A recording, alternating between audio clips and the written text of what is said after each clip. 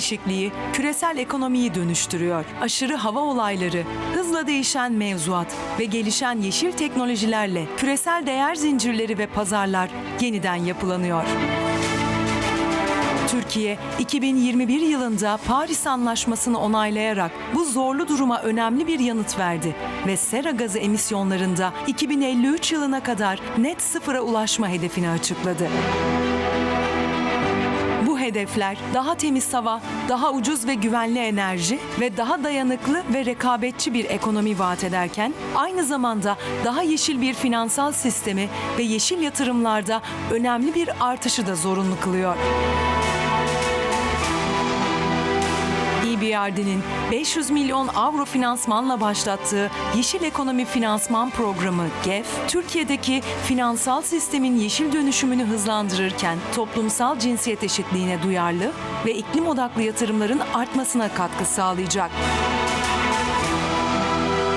Bu finansman, GEFF Türkiye anlaşmalı banka ve leasing kurumları tarafından bireylerin, işletmelerin, yeşil ürünlerin satıcı ve üreticilerinin ve pek çok farklı sektördeki işletmenin yüksek performanslı yeşil teknoloji yatırımlarının fonlanması için kullanılacak. GEFF programında ilk defa anlaşmalı finans kuruluşları ve işletmeler, iklim ile ilgili risklerin ve fırsatların belirlenmesi, yönetilmesi ve beyan edilmesi konusunda ücretsiz teknik desteklerden faydalanacaklar. Kurumsal iklim yönetişimini iyileştirmek için verilen bu destek, uluslararası pazarlara ve finansmana ulaşma koşullarını iyileştirirken, sağlayacağı dekarbonizasyon ve yenilikçilik sayesinde Türkiye ekonomisi için yepyeni kanallar açacak. GEFF Türkiye, EBRD tarafından geliştirildi ve Temiz Teknoloji Fonu, Türkiye Cumhuriyeti Hazine ve Maliye Bakanlığı tarafından desteklenmektedir.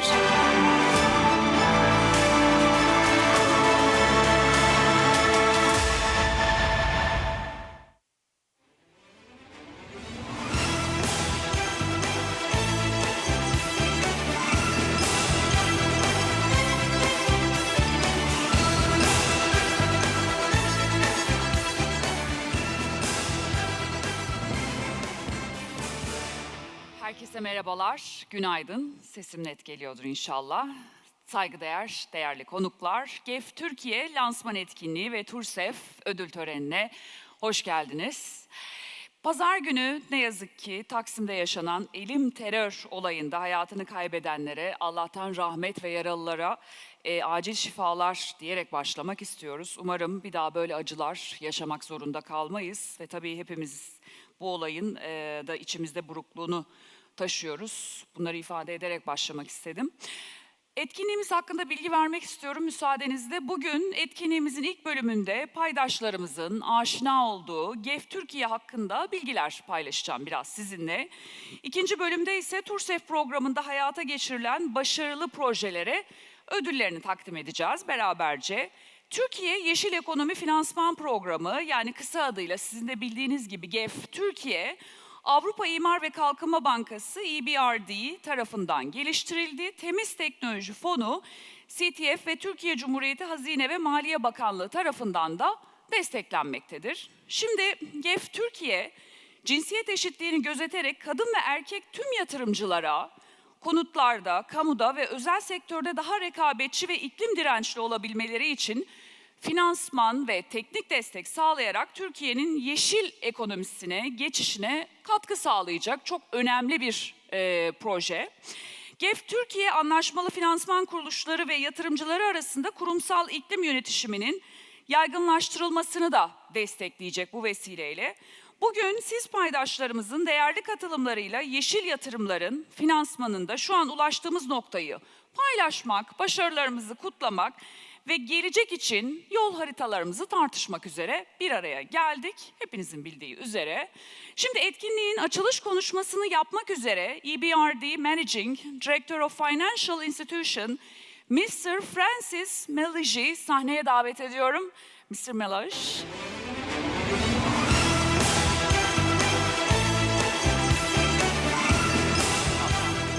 How do you do? Good morning. Okay, I can speak from here if that's more convenient. Good morning, dear friends, colleagues, and distinguished guests. Let me start by adding my condolences for the horrible events of yesterday, of Sunday, on Istanbul's historic and jubilant Istiklal Street, one which I like to walk when I come to this beautiful city. I'm sending all of my condolences on behalf of EBRD to all of those who lost a loved one, and I wish for speedy recovery for those who have been injured in this terrible attack. I am confident, of course, that Istanbul is unbreakable and strong enough to survive this difficult time. Now, just 2 weeks back, I was here for another significant milestone, celebrating 10 years of investing in female-led enterprises, investing in Turkish women, which I think speaks of the significance that Turkey holds for us in our operations at EBRD. Turkey is the first country where we launched Women in Business, and Turkey, I think, is the strongest country for our green energy investments across all of 36 EBRD countries of operations. So I am delighted to be able to be here with you again.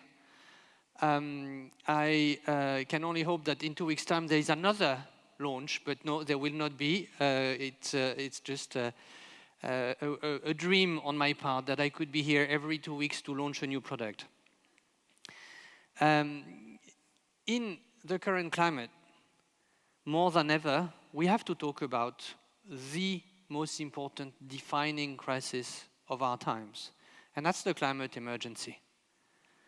And the huge amounts of investments that will be needed to tackle the impact of that crisis. The worsening climate impacts all of us. In Turkey alone, it was only about a year and a half ago when the beautiful Sea of Marmara was covered in mucilage.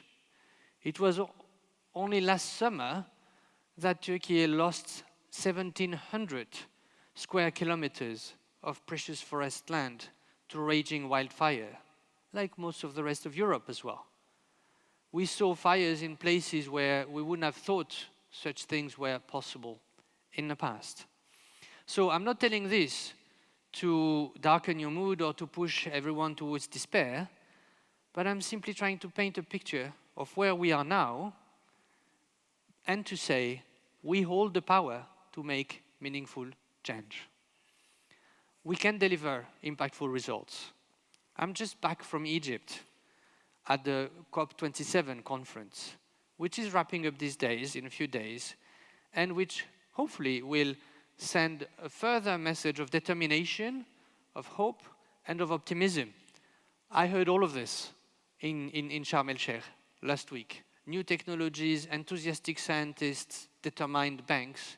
Yes, difficult conversations among countries about who should pay for this, for the adaptation. That's normal that countries have these difficult conversations. But I heard a lot of determination and optimism, and that's good. Now, the climate emergency stresses the importance for us all to cooperate in the face of this unprecedented challenge. And this is at the heart of the EBRD's commitment to align its activities to the goals of the Paris Agreement and to support transformational change within the financial sector. We can invest in green, we do, but unless the banks that we work with green themselves, we will have missed the target. So, at the EBRD, we believe that we need to not only align ourselves, but also our clients to the Paris Agreement, or help them. I know they want to do it themselves, actually. We also believe that we need to strengthen human capital and promote gender equality as a vital ingredient for accelerating the transition to net zero. Inclusive financial systems are systems in which women and men are more likely to invest in the green economy and innovative, sustainable business practices. Now, because of these commitments towards green and inclusive financial systems, we are gathered here today. I want to share with you further details with the team which is here and going to participate in the next panel about the new green economy financing facility for Türkiye. That's 500 million euros, another 500 million euro, I would say, which will have and will create many opportunities for the Turkish financial sector, as well as for Turkish companies, and we saw some on the video earlier, to become greener and to ensure a sustainable future for our country. Now, 500 million, that's a number. Let me tell you about the impact. This facility builds on the success of the 3 previous green facilities established by the EBRD in Türkiye, and will deepen our relationships with our private partner banks and leasing companies in the country. The world is turning green fast. With net zero ambitions, we saw Turkey has committed to 2053, some other countries earlier, some other countries later. What matters is the commitment. With the Green Deal taking center stage in the European Union economic priorities, Turkish companies will need to catch up with climate-driven necessities. Nearly half of Turkey's exports reach European shores. The additional costs that the new European standards will create and the additional requirement cannot be avoided to ensure the continued success of the fantastic export machine that the Turkish economy has become. And this is not just about Europe. Regulators from Brazil to the US to China are turning towards stricter standards and the push towards green technologies. So as an industrial country, as a manufacturing power, Turkey needs to adapt. And fortunately, Turkey is changing too. By ratifying the Paris Agreement, we saw in the video, we have a commitment now to 2053. I'm convinced that with the help of technology, that date will only come closer, and that in a few years' time, we'll be talking about something before 2053, because we can, because technology has progressed. Now, companies in the world are waking up to a new dawn of risks and opportunities, and the last thing we want is to let financial gaps get in the way. This is why EBRD is so keen and so pioneering in providing green finance to its clients.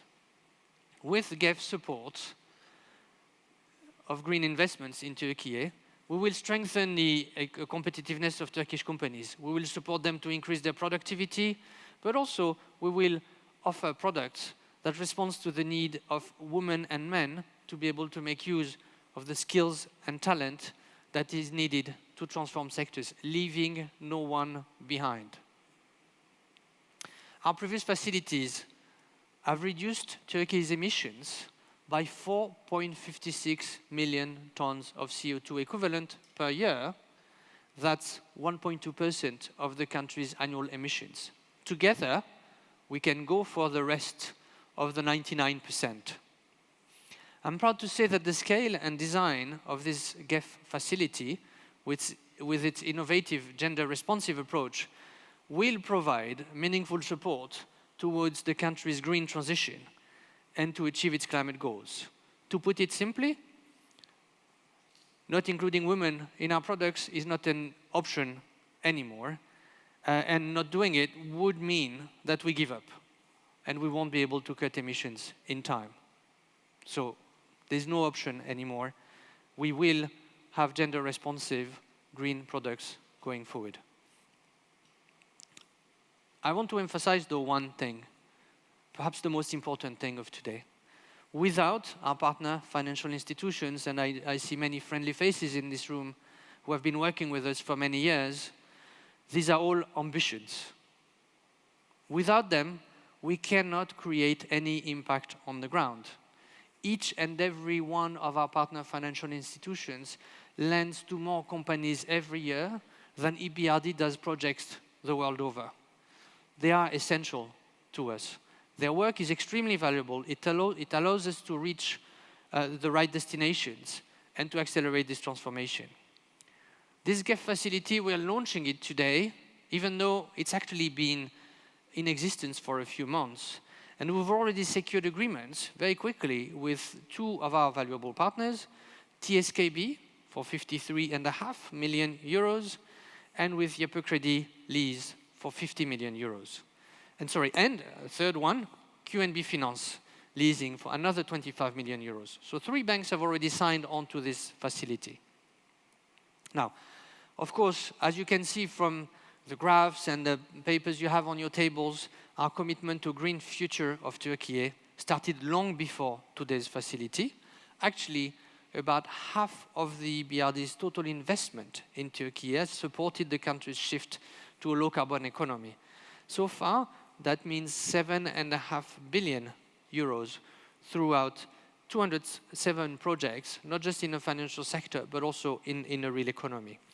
We have committed at the BRD that at least 50% of our annual investments will be green by 2025, and that we will be aligned with the Paris Agreement. We consider that our activities in Turkey are exemplary in that regard and represent a significant portion of that commitment. We have been a solid supporter of our partners, clients, friends in Turkey by providing funds, trainings, advisory to support the sustainability journey. But we've also had strong supporters ourselves. It's teamwork. We could not have distributed these resources, as I said, without the goodwill and dedicated effort of our partner banks, who really go the extra mile for these difficult products, complicated products. But also without our financiers ourselves. We have donors that are supporting this program, the Clean Technology Fund, the Ministry of Treasury and Finance of Turkey, which are specifically supporting this one. But I also would like to mention, over the years, the fantastic and essential support of the European Union, of the Ministry of Energy and Natural Resources, and our shareholders' special fund. Our shareholders dedicate part of the earnings of EBRD to supporting our clients every year, and that is what we've been using as well for these programs. Now, as I leave this stage to my colleagues, they will share with you some key insights into our GEFF ambitions, and I also look forward to a very insightful panel discussion later, and to hearing about the greening of the Turkish financial sector. I think we've been here doing these programs and greening the Turkish financial sector now for 12 years. This is the beginning only of a very long road together, and I know we will be successful together. Thank you very much for your attention.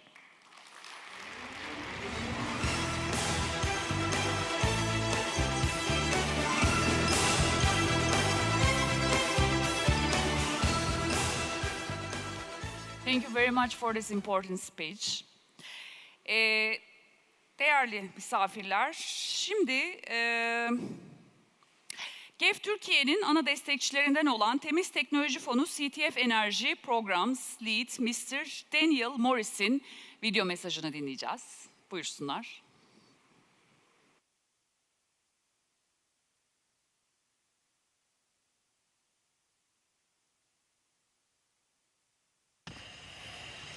Good morning, everyone.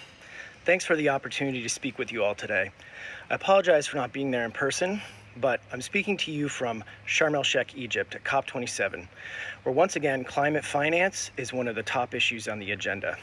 Some of the major questions that are floating through the hallways here are how best to increase the volume of climate finance going to developing countries, and how to mobilize private finance to support action on climate change.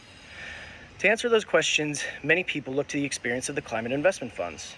Some of you may know TurSEFF has almost 15 years of experience in driving transformational investments in areas of renewable energy, energy efficiency, sustainable transport, forestry, and adaptation. Through our programmatic approach, which empowers countries to work closely with multilateral development banks to define areas where financing can have significant climate impacts, we have committed $7.5 billion in resources to more than 420 projects in 72 countries. Those commitments are attracting $62 billion in co-financing, 1/3 of which comes from the private sector, and another third comes from our partners in the MDBs. While we think those figures speak for themselves, people always want to hear about concrete examples that can illustrate the impact our investments can have on the ground. When we want to showcase the transformational impact CIF can have, one of our strongest examples is our experience with Türkiye. Türkiye was one of the first countries to develop an investment plan under the Clean Technology Fund. And our experience with its portfolio exemplifies our view that public finance institutions play a critical role in mobilizing more private investments that can support an accelerating energy transition. Concessional finance of the kind that CIF provides can be used to prove concepts to prepare for local markets, lower the capital cost and structure the instruments, mitigate some off-taker risk, and fund additional technical assistance and capacity building costs. These are particularly useful in less developed markets or markets that are looking to introduce new financing instruments. Our support for TurSEFF is a good example of how this approach can work. There was no market for energy efficiency products or projects in 2010 when we started. Partnering with EBRD, CIF technical assistance and concessional funding helped develop and scale the market for energy efficiency financing by reducing the risk for local banks to provide financing for energy efficiency. As you all well know, the results were a huge success, with annual energy savings equivalent to the consumption of almost 1 million Turkish households. We keep these kinds of successes in mind when we look to provide concessional resources in new areas for climate action. And our work in Türkiye is helping pave the way for new types of activities, which is why I've been invited to speak with you today.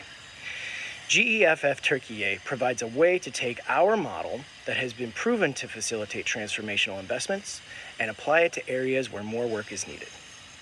As I mentioned earlier, there are many questions here at COP about how to increase private sector engagement and investment in climate action. From our conversations with different actors here, it's clear that there's a missing middle ground between public sector investments that help de-risk new approaches to green finance at the corporate or SME level, and the private sector driving billions to trillions of climate-friendly investments on its own. The GEFF and mechanisms like it can help fill that missing middle ground by pioneering new approaches and figuring out in real time what can and cannot become best practices or clear pathways to success for private firms. As GEFF works to push corporate and financial actors to incorporate climate change into their corporate governance, while also helping businesses deploy high-performing green technology, it can help zero-carbon approaches become fully integrated into critical sectors of the economy and enable the next phase of climate action. CIF is excited to support this effort to show that businesses can make investments that support sustainable practices as well as their bottom lines. We hope GEFF can help pave new pathways for the financial industry to lead on climate action, and the experience from GEFF will help define the way we deploy concessional finances moving forward. For example, here at COP27, we just announced that we are launching a new program focused on industry decarbonization. The aim of this program is to drive investment toward decarbonizing the sectors that are proving most difficult to reduce emissions, including steel, concrete, aluminum, chemicals, and maritime shipping. It's a huge challenge that will require an important evolution in our programmatic approach, one that facilitates a well-integrated approach with governments, industry actors, and workers, walking stride for stride with each other to develop new practices and deploy new technologies that can facilitate a just and green transition. We are at the very early stages of designing this program, but I am certain we will continue to use the lessons that we have gained from our work with EBRD in Türkiye to develop the best program that we can. With that, I thank you for the opportunity to speak with you again today. Good luck with the official launch of the GEFF, and know that CIF is confident that we will soon be sharing progress achieved with this facility at future COPs and other venues.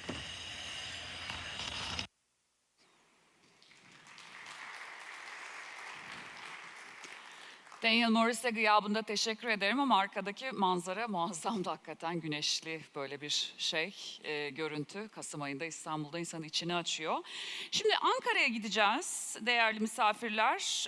GEFF Türkiye'nin ana destekçilerinden Hazine ve Maliye Bakanlığımızdan Dış Ekonomik İlişkiler Genel Müdür Yardımcısı Vekili Bengü Aytekin'in mesajlarını, video mesajını izleyeceğiz. Buyursunlar.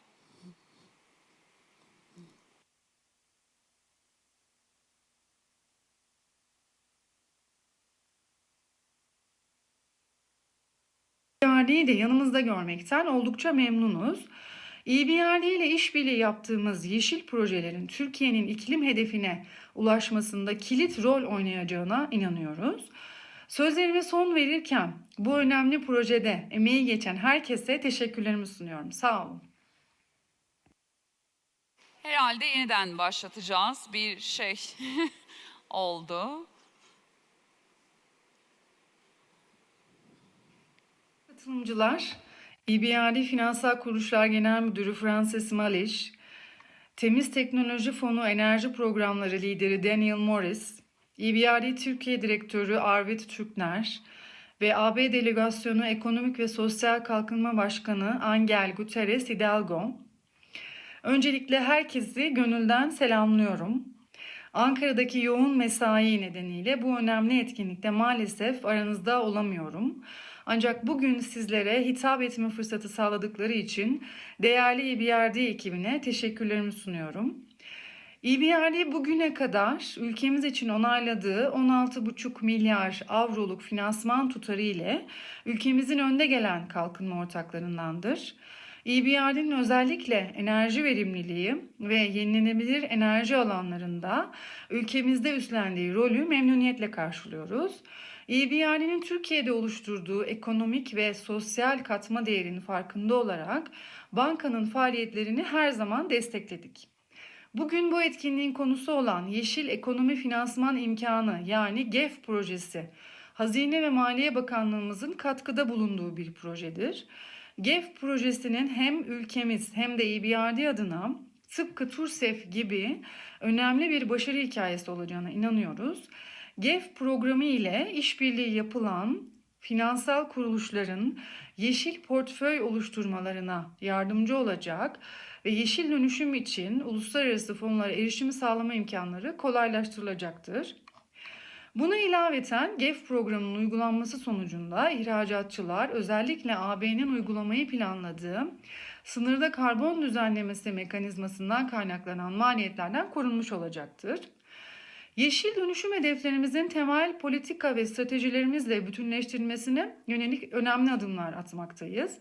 Hazine ve Maliye Bakanlığı olarak geçtiğimiz yılın Kasım ayında sürdürülebilir finans çerçeve dokümanını yayınladık. Bu doküman çevresel, sosyal ve yönetişim tahvil piyasalarında kira sertifikası ve tahvil ihracı yapabilmemize imkan sağlayacaktır. Ülkemizin yeşil dönüşüm alanındaki potansiyeli ve başarıları Ekim 2021'de EBRD dahil olmak üzere kalkınma ortaklarımızla yaklaşık 3,2 milyar dolarlık bir iklim finansman paketini imzalamamıza vesile olmuştur. EBRD tarafından özel sektöre sağlanacak iklim finansmanı bu mutabakat zaptında belirtilen tutarlara ilave olacaktır.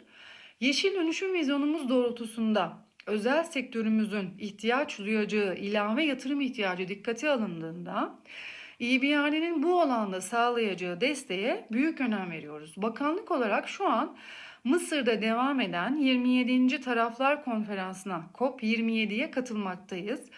Ülkemizin finansman kaynaklarına erişimine büyük önem vermekteyiz ve bu yöndeki ülkemiz pozisyonunu COP oturumlarında ilgili tüm taraflarla paylaşmakta ve ilgili kararlara yansıması için müzakerelerde bulunmaktayız. Bizler Türkiye olarak yeşil ekonomiye geçiş konusundaki çalışmalarımızı ilerleyen dönemde geliştirmeye kararlıyız. Bu geçiş sürecimizde EBRD'yi de yanımızda görmekten oldukça memnunuz. EBRD ile işbirliği yaptığımız yeşil projelerin Türkiye'nin iklim hedefine ulaşmasında kilit rol oynayacağına inanıyoruz. Sözlerime son verirken bu önemli projede emeği geçen herkese teşekkürlerimi sunuyorum. Sağ olun.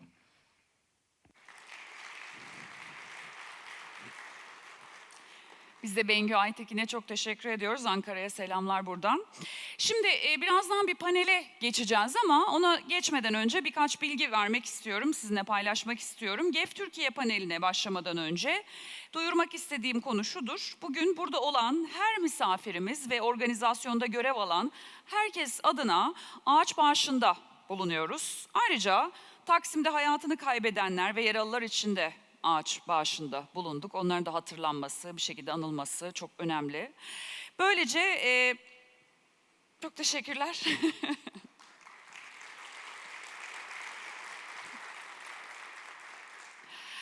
Böylece bu etkinlikle ayrıca sebep olduğumuz karbon ayak izimizi nötrlediğimizi de belirtmek istiyoruz. Ağaçlar Türkiye'nin önde gelen sivil toplum kuruluşlarından biri olan TEMA tarafından Kilis Hatıra Ormanı'na dikilecekler. Şimdi değerli konuklar, Türkiye'nin yeşil dönüşümü ve Türk finans sektörü için fırsatlar başlıklı oturumumuz başlayacak.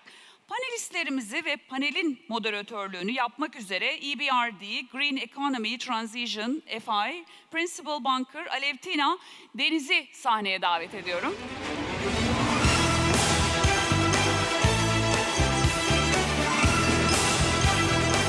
Merhaba. Merhabalar. Sahne sizde. Buyurun. Sağ olun.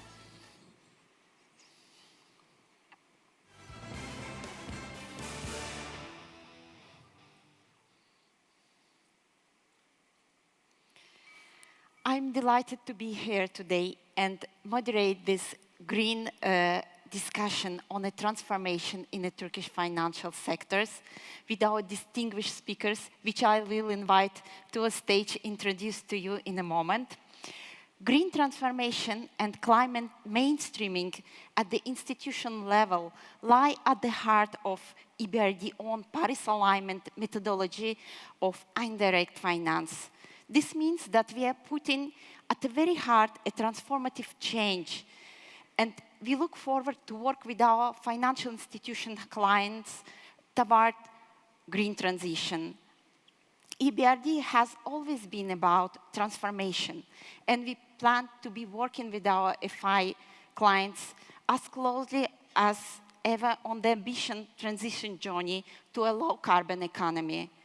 This green transformation has been well under the way in the Turkish financial years for some years now, and today we will hear more about evolution of green finance landscape in the local market and how financial institutions have been developing their business model to support the green transition.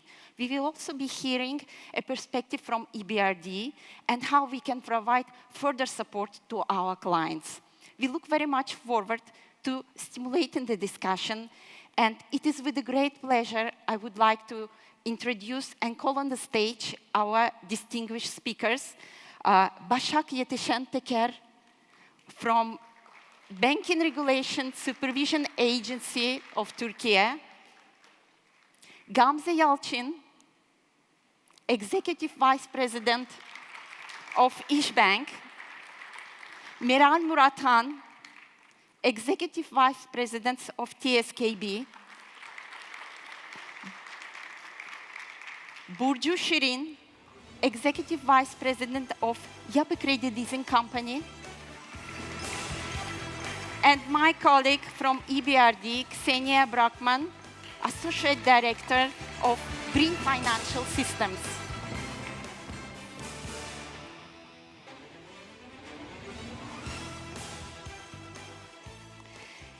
Yes, and to start, I think we would like to first of all start with the evolution of market landscape in Turkey. And my first question will be to Başak from BRSA.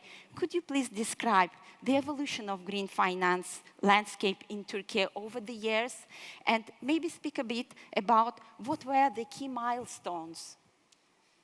Thank you, Alevtina. Good morning, everybody. First of all, I am very happy to be here, and I hope this panel would be very beneficial for all of us. As you know, that Turkish banking sector has been engaged green finance activities for a long time. However, with the ratification of the Paris Agreement and Green Action Deal in 2021, has been accelerated the green finance activities for both banks and for us as a regulator. Let me summarize the main actions until today. Actually, first action was performed in 2014. The Turkish Banking Association published sustainability guidelines for banks. And after that, in 2018, the BRSA published its research regarding the sustainability activities of banking sector. These were the very minor efforts for the sustainable finance issues. I think the key development for us, the membership of the SBFN, Sustainable Banking and Finance Network, and the last year, 2021, NGFS membership, because these two institutions, working groups, are very active in this market, and they provide us very peer-to-peer review analysis, thematic working groups. Actually, these working groups understand the other jurisdictions' actions, and actually they motivate us to do something about the green transition of the economy. And we actively participate BCBS meetings regarding the climate-related task force. You know that there's a big discussions regarding the integration of the climate-related risk into the prudential framework. So, as a regulatory and supervisory authority, BRSA has been attending this kind of working groups, and we get very important inputs for our studies. Actually, as you know that, both globally and locally, the initiatives and discussions has increased after 2020. ECB, BCBS, all standard-setting bodies published their discussions and studies. Also, 2021 was a very important year for Turkey because all Green Action Deal has been announced, and also BRSA published its strategic plan, which set forth principles and procedures for the sustainable banking principles and the roadmap of the banking activities. I think these were the important milestones. Let me mention two important regulatory initiatives we recently carried out. The last year, you may know that we published a guideline regarding the loan origination and monitoring guideline. This is important because it defined the sustainable lending and also required banks include some ESG criteria while they are providing loan credits. So this is a good step, I think. And the recent development regarding the risk management of the climate-related risk, you know that it's a kind of financial risk, but authorities are searching the ways of how to capture this kind of unique and complex risks. So, as a regulatory authority, we require our banks to submit their clarifications regarding their activities, how they assess climate-related risk, how they define risk. We know that this is a starting example, but it provided very valuable input for our studies. Yes, thank you very much, Başak. And I think after hearing from regulator, let's hear from the banks and leasing companies. I'm curious to hear what banks and leasing companies been doing and how discussed landscape changes helped you to accelerate and shape your efforts towards scaling up green products and services at your institutions. So my first question will be for the Iş Bank. Can you please tell us what motivated you to reshape your product offerings towards green finance, and what was driven by the change? Was it driven by the change in the market landscape and regulatory expectation, or was it something else? Thank you very much. I hope it's going to be a fruitful event for each of us. To start with your question, I would like to refer to Francis's speech. He mentioned about the necessity, the requirement of determination. So I would like to start with that. First of all, İş Bank is very determined to support green finance. So it lies at the core of İş Bank's strategy. As an emerging market economy with the need of energy, Türkiye has been investing heavily in renewable energy generation projects, as we all know, in the last 10 to 15 years. And definitely, as one of the major players in the Turkish banking system, as İşbank, we have been playing a key role within this process. To clarify with facts and figures, let me share with yourselves that since 2015, it is only the renewable energy generation projects that we have appetite for new project financing. In 2020, we also reflected this policy to our publicly disclosed financial exclusion list and committed not to finance greenfield investments of coal and natural gas-fired thermal power plants. As a result of this strategy, the share of renewable energy financing within İşbank's power generation projects portfolio has reached to almost 80% levels. So, strategically, and being aware of our responsibilities in green transformation, as İşbank, we set our agenda accordingly in such a way that it includes actions that will have an impact on green transformation. And in line with this strategy, first we developed a business model. I mean, starting from reaching to the green financing and then convert it to products and services that our client base is in need of for this green transformation. Definitely, as İşbank, we're aware of our responsibilities and our power for the transformation of the economy for a more green one.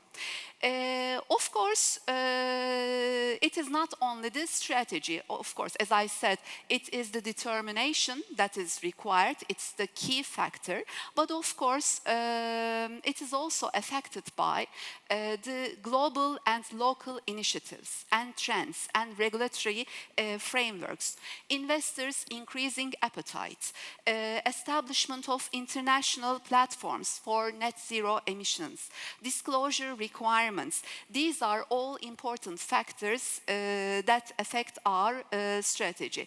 And as we all know, there is some new regulation in place, and we all know that EU has already introduced the Green Deal as well as the carbon border adjustment mechanism. So it's very crucial for us to support our client base in this transformation, in their alignment to these new regulations while exporting their products. And we know that EU is a major trading partner for Türkiye, and in that sense, when we look at the sectors, to start with iron and steel, aluminium and cement sectors, these are the prioritized ones because of their intense emissions impact. So definitely it is our responsibility and our priority to advise them, to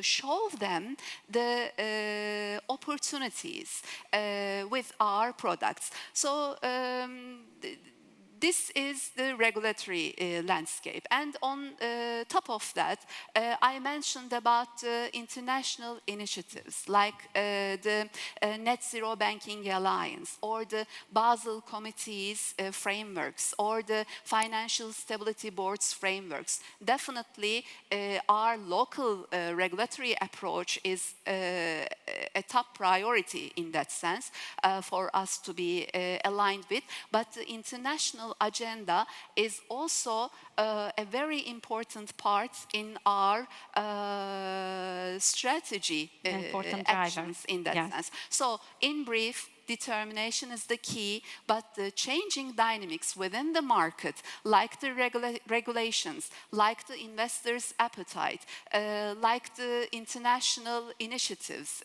in that sense, definitely help us to shape our strategy. Thank you so much for sharing also key milestones in your journey and speaking about key drivers of your greening transition and innovation on the green products. And now I would like to also ask a development bank, Meral Hanım, a development bank mandate at your institution, how it helped you, how it shaped your strategy, and how your type of clients that you work with help to shape your approach towards scaling up green products and green innovation at TSKB? Thank you very much. It's a great pleasure today being here, along with all the mutual targets to achieve hopefully all together. As you kindly indicated, TSKB is a development and investment bank, and this year we celebrated our 73rd anniversary. And as a development and investment bank, since our foundation, we are trying to contribute to the sustainable development of Turkey, along with our DFI contributors, along with our initiative memberships, FIs, IFIs, and of course with our investors. So the key is, the key issue that we are taking into consideration is that sustainability is not just a dot or point that you would like to achieve once and you will leave it at your back behind. Sustainability is, I assume all of us consider in the same way, is that sustainability is a never-ending journey, while the destination is very clear and obvious. And today's obvious determination, I strongly agree with this wording as well, is that the climate mitigation and adaptation. So it's a long journey, and in TSKB's sustainability strategy, which also tends to change along with the development initiatives, perspectives, and the requirements of the global strategies too. But currently we have 3 aims, and this has been the case for the last 6 to 7 years. Of course, supporting sustainability development model of Turkey, playing an active role in combating and adapting climate change. This has been introduced especially after the Paris alignment, and now we are very happy that hopefully within coming days we will be also, our government authorities will be also sharing the details of our NDCs along with net zero targets of the country. And last but not least, financing and contributing to Turkey's transition into a low-carbon economy. So this is a collaborative approach. We need funding for this, we need awareness, we need capacity, both inside and outside of our status and in our stakeholders. So what we are trying to do is basically, it's in our core, reflecting your question, we are trying to bridge and connect the mutual interests of the medium and long-term strategies of all of our stakeholders and achieving the sustainability targets of the country as a local and national development and investment bank. That being said, the ownership of the topic, I will say in quotation topic, sustainability agenda is quite critical from our point of view. And how we do govern sustainability, perhaps a couple of words only in TSKB. We have a sustainability committee owned, of course, by the presence of our board members. And we have a sustainability for board members, by the way. We have a sustainability management committee, which involves 8 working groups. And from time to time, following the priorities of the dynamic changes in the global environment, we might change these working groups as well. So what we are trying to do is not to top to bottom, perhaps not from bottom to top, but as an integrated and circular way of thinking in the institution. Currently, we have a strategy working group, climate working group, stakeholder communication working group, SDG mapping, sustainability monitoring systems to measure the carbon emissions, and also indices and rating agencies compliance working group. This type of a structure makes us a bit more comfortable when keeping up our focus in sustainability in the institution and developing further consistently. Last but not least, in terms of balance sheet of the bank, of course, very well related with also, we cannot ignore this, the development banking nature of the bank. The to 81% of our liabilities are attributable to ESG funding, and 93% of our assets are attributable to SDG linked loans, not linked backed loans, and we do measure those as well. And very finally, 61% of the SDG backed loans are well attributed with the environment and climate. So hopefully it's going to continue as a very fruitful meeting today. Thank you. Thank you very much for sharing this inspiring and amazing experience. And I think it's really great that you have this initiative running through all your organization, and such a large portion of your balance sheet is associated with the ESG and greening of your institution. And now maybe we can speak a little bit more about leasing. What about leasing, Burcu? Could you please describe what accelerated your shift toward green products, and how do you see the leasing sector in Turkey contributing to the transition to a low-carbon economy, and what are the products and services that you provide in this area? Yeah. Thank you very much. We are so glad to be here. First, I want to give a research outcome about evolution. Due to Future Bright and Conda numbers, 5 years ago, only 1.5% of the population in Turkey was speaking about sustainability. After COVID, the number became 48%, and after the fires last summer, it became 77%. At the moment, the companies are very much aware of the fact, and we see that many companies have sustainability teams, etc. We, as Yapı Kredi Leasing, started sustainability projects with renewables. 10 years ago, we started with wind projects. Then came photovoltaics, and at the moment we are intensely leasing rooftop solar projects. In rooftop solar projects, it's so common to make leasing as financing all over the world. For example, 9% of the whole rooftop solar projects in Turkey was financed by Yapı Kredi Leasing alone. Yes, we are the biggest leasing company, but we are not the only leasing company who focus on rooftop solar, so the penetration is really high. In the beginning, we were pushing the customers to invest in sustainability. We had worked on rooftop solars, and we had tell about rooftop solars to customers for 3 years without doing any business. And then, after the increase in the energy cost all over the world and decrease in the panel equipment costs, it became more feasible. It's a funny story. I was going to speak in an exhibition in Ankara, and I was working on my speech in the plane. The moment I get on the plane, the amortization maturity was 6 years. The moment I get off the plane, it became 5 years. So I had to change my speech because the electricity cost increased while we were flying. So at the moment, we believe that it will be more feasible, and the companies are very enthusiastic. Thank you very much for the industry perspective. I mean, really great insights. And Ksenia, what is your assessment of the developments in Turkish market, thanks to products like TurSEFF and GEFF? And can you maybe share with us some success stories?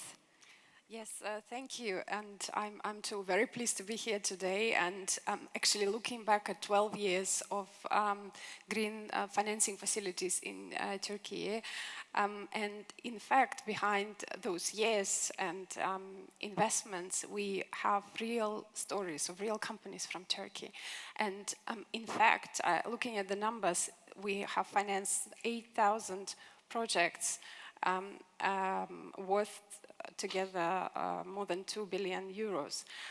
And these were projects across the board. So from residential energy efficiency investments to small, medium-sized companies and larger or mid-caps in terms of companies investing in resource efficiency projects and renewables, as colleagues mentioned.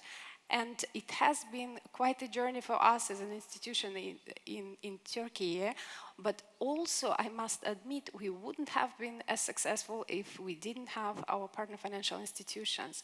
And we are absolutely grateful to have your knowledge and your courage and determination to help us deliver those green investments to the ground, to all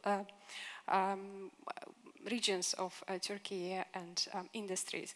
And just speaking about the success stories and examples, looking back at 2010 when the first facility was launched in Turkey, the share of solar PV in Turkish energy generation has been insignificantly small. And we as a BRD, we have several instruments to push and accelerate renewable energy developments. And one important element is, of course, financing. And here we relied on local capacity of partner financial institutions, but we also deployed technical advisory resources. We have attracted our generous donors. We have worked with governments to introduce new policies. And I'm absolutely delighted that today solar PV generation counts for almost 4% of the country's electricity generation, and the trend is going up, and we have contributed to this development jointly. And then, of course, mentioning all these big numbers, and I said we have real companies and real stories behind, and I just wanted to mention maybe a few to also demonstrate how widely we have covered different industries. For example, under TurSEFF, we have helped a textile company, Karem and Prime from Istanbul, to replace production machinery. And the company managed to reduce and cut energy bills by 40%. In today's tariffs, it would be incredible gain for the company. And we, of course, publicized those experiences widely and showed textile companies in Turkey, but also around in different countries of operations of the BRD, this success story. So there are many followers to those success. Then there was a number of projects that we have supported in cement industry, and one of speakers already mentioned cement being one of the difficult to abate sectors.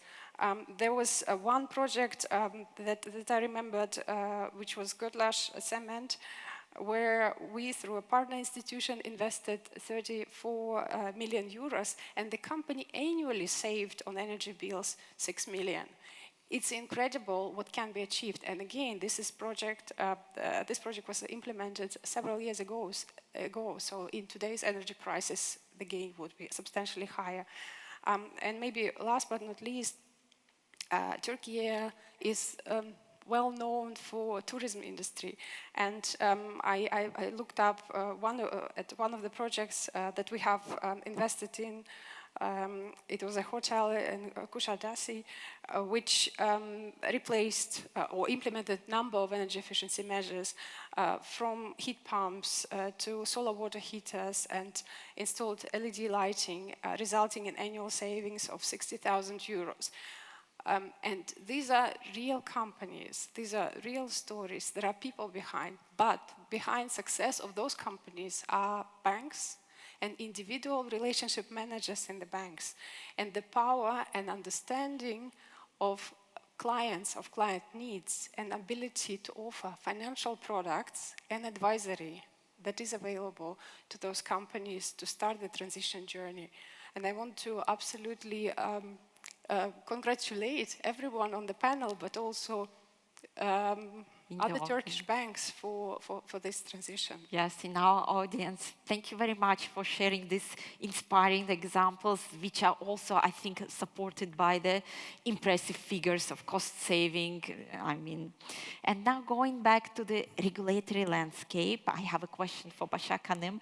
Could you please briefly outline the BRSA's Sustainable Banking Strategic Plan and speak a bit about its main components, and tell us more about how climate risk management considerations are embedded into your supervisory practices? Thank you. The overall strategy and main steps of the green transformation in Turkey were determined through the Green Deal action in 2021, as I mentioned. And this action plan, the BRSA was assigned as to prepare and publish its own strategic plan, sustainable strategy document. Within this context, we published our strategic plan in December 2021.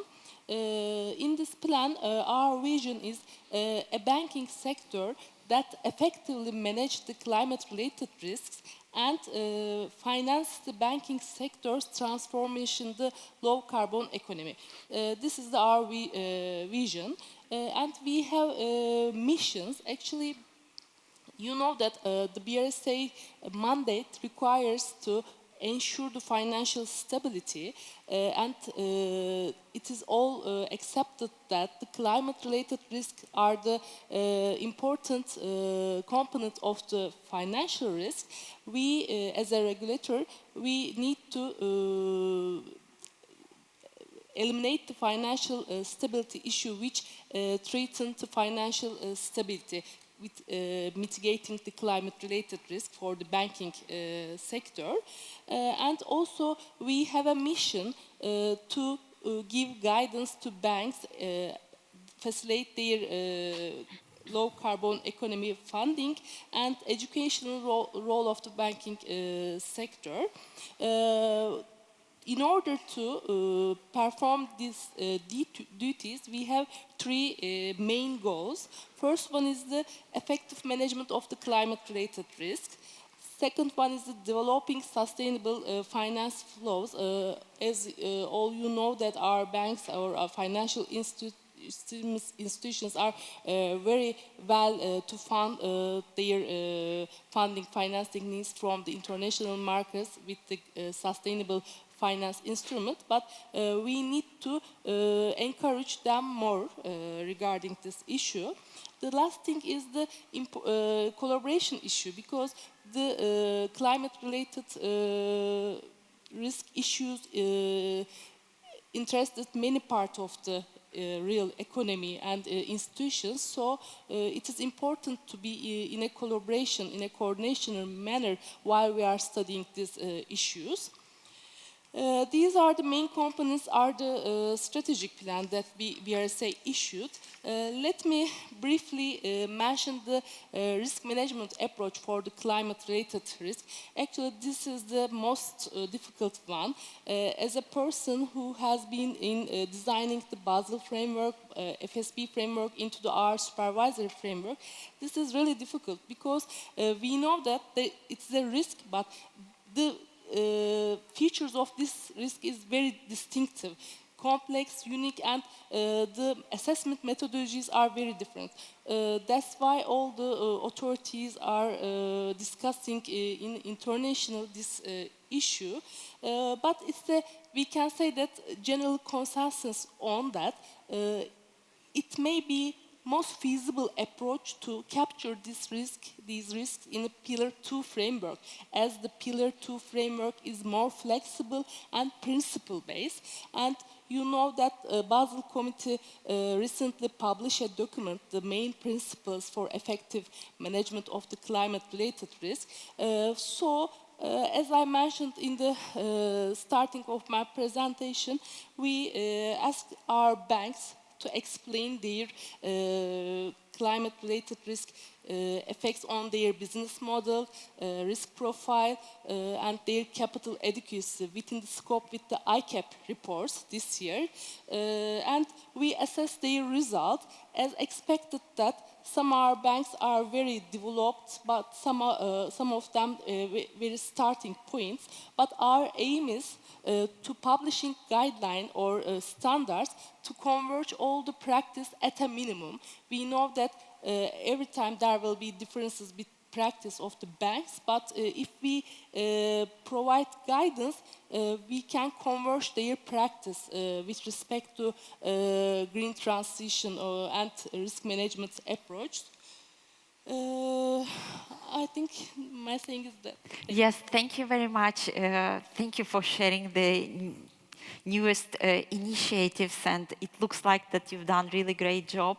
And it's also wonderful to hear that, just as Francis was saying, nobody left behind in your approach, and you're really trying to create this cooperation and dialogue among the participants of Turkish financial sector. And after hearing from regulator, I think I would like to give the opportunity to our Turkish financial sector panelists and to the EBRD colleague as well to speak a little more about their organization and explain us and describe us shortly your climate strategy and your journey towards improving climate practices so far.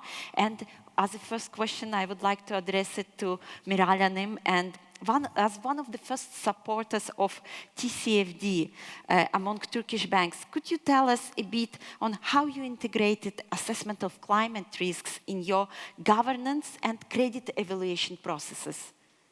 Thank you very much for this highlight, and I would like to also thank Başak Hanım, and on behalf of Başak Hanım, of course, for the whole BRSA as a regulatory for their contributions.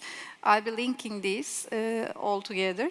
So as TSKB, we've been heavily working on climate risks measurement approach and reporting starting from 2019. And this also follows with the IFRS changing dynamics as well, and Basel Committee's requirements. So all the regulatory bodies, external and internal, are heavily and rightfully supporting this agenda.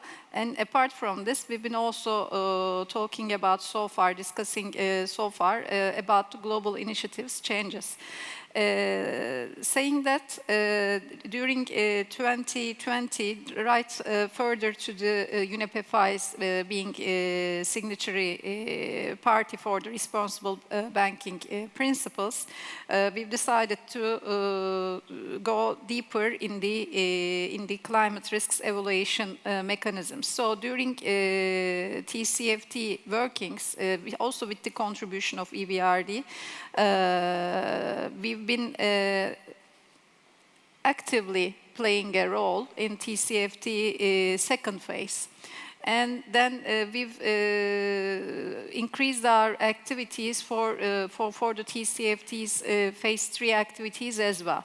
In between, we've delivered TCFT reporting of the bank for climate risks reporting, and it was released during the year 2021.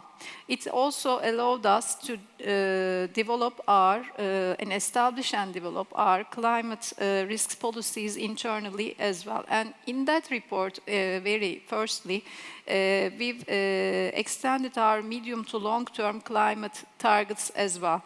For example, we said that we will be financing, we will be keeping up our climate and environment-related SDG loans to be above 60% for the next 10 years to go. That being said, refers to 2030.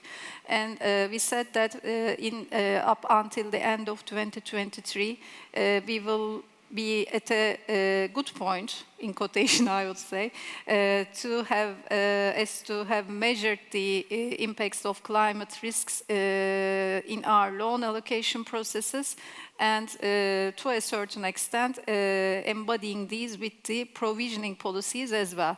As Başak Hanım said, it's a delicate point. There are so many discussions around this, but at least we could say at this point, as TSKB, with our in-house contributions and also with our subsidiary, Eskarus, it's also celebrating its 11th year nowadays, our sustainability subsidiary, all in all individually. So we've internally developed a model for measuring the climate risks during the loan allocation processes, loan evaluation and allocation processes.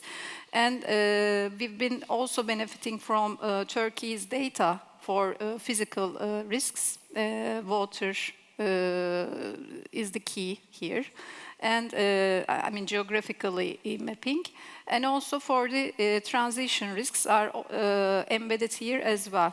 And as Gamze Hanım rightfully pointed out, we've also said that we will not be financing coal, and we will be keeping up coal, including coal fossil fuel-backed financing in our total loan portfolio to be less than 5%. What I am trying to say is that we are committed here, and very lately we become a member of UN Net Zero Initiative, and also we are working on the bank's SBTi science-based targets, and we have sent for 2 sectors for their evaluation. Last year, by the end of last year, we've disclosed our finance emissions for CBAM industries in our integrated annual report. So again, to sum up, this is a long journey. The agenda is continuously changing, but the aim is key to tap the ambitious targets. And on our balance sheet, we are trying to channel our rating methodologies, provisioning policies, also with the climate risks. And we will be financing transition risks and along with the physical risks, and benefiting, I mean, not benefiting, but utilizing this as an opportunity. And very lastly, I would like to thank to EBRD's GEFF financing, and under that 53.5 million euros, we've tapped 90% of this funding so far. Thank you. Thank you very much for sharing. You know, it looks like all our panelists had such a wonderful, such an insightful, such a full experience on the ESG front and in innovation of green products and in implementing climate risk practices at the organization, that we are running a bit short of time to make sure that we speak about each and every initiative. So thank you so much for sharing. Ben, again, I would like to stick to our agenda and follow up with the question for Gamze Hanım. Can you please maybe shortly and briefly speak a little bit more how climate, you already spoke about your climate strategy, but maybe you can add a little bit more about your internal governance and how internal governance processes that built in your bank help you to implement your strategy. Of course, thank you. Back in this August, we celebrated the 98th establishment year of İşbank. So heading towards our second century, it's evident that our relationship with sustainability goes way back. But we have an ever-increasing ESG agenda. To be frank, we weren't aware of the term ESG. But since 2015, we developed our sustainability system within the bank. Within the board, we established our sustainability committee. So the strategy is set from top-down approach. But in order to be successful, what we believe is that the concept, the strategy must be owned by the full employee base. So it's a bottom-up approach as well. But we also aware of the fact that it is not only us. We cannot manage, we cannot be successful if it's, even though owned by each and every employee, or the world-class strategies is set by the board of directors. So we believe the importance of collaborations. So that's why the regulatory frameworks which lead us the way to setting the right strategy with right terms, the changing marketplace dynamics, they are all important in shaping the organization as well. For example, once upon a time, we didn't have sustainability teams within the bank, but now we have specially designed sustainability teams. We have agendas ESG agendas, which is specifically handled by the Sustainability Committee of the board. So these are the developments in line with the changing dynamics within the marketplace. I would like to also mention about the components of the strategy maybe. So the thing is why it's important to have this right top-down strategy and bottom-up approach is that to be, when we look at our client base, of course, we have the households, we have the SMEs, we have the corporates, commercial businesses all. But when we look at the dynamics of the Turkish economy, definitely 2/3 of it is mainly based on SMEs. So our strategy is mainly focusing on the SMEs financing. It is also on the supporting of the women entrepreneurs because this is an untouched area and we need to flourish the women and into the business, into the economy to support the economic activities.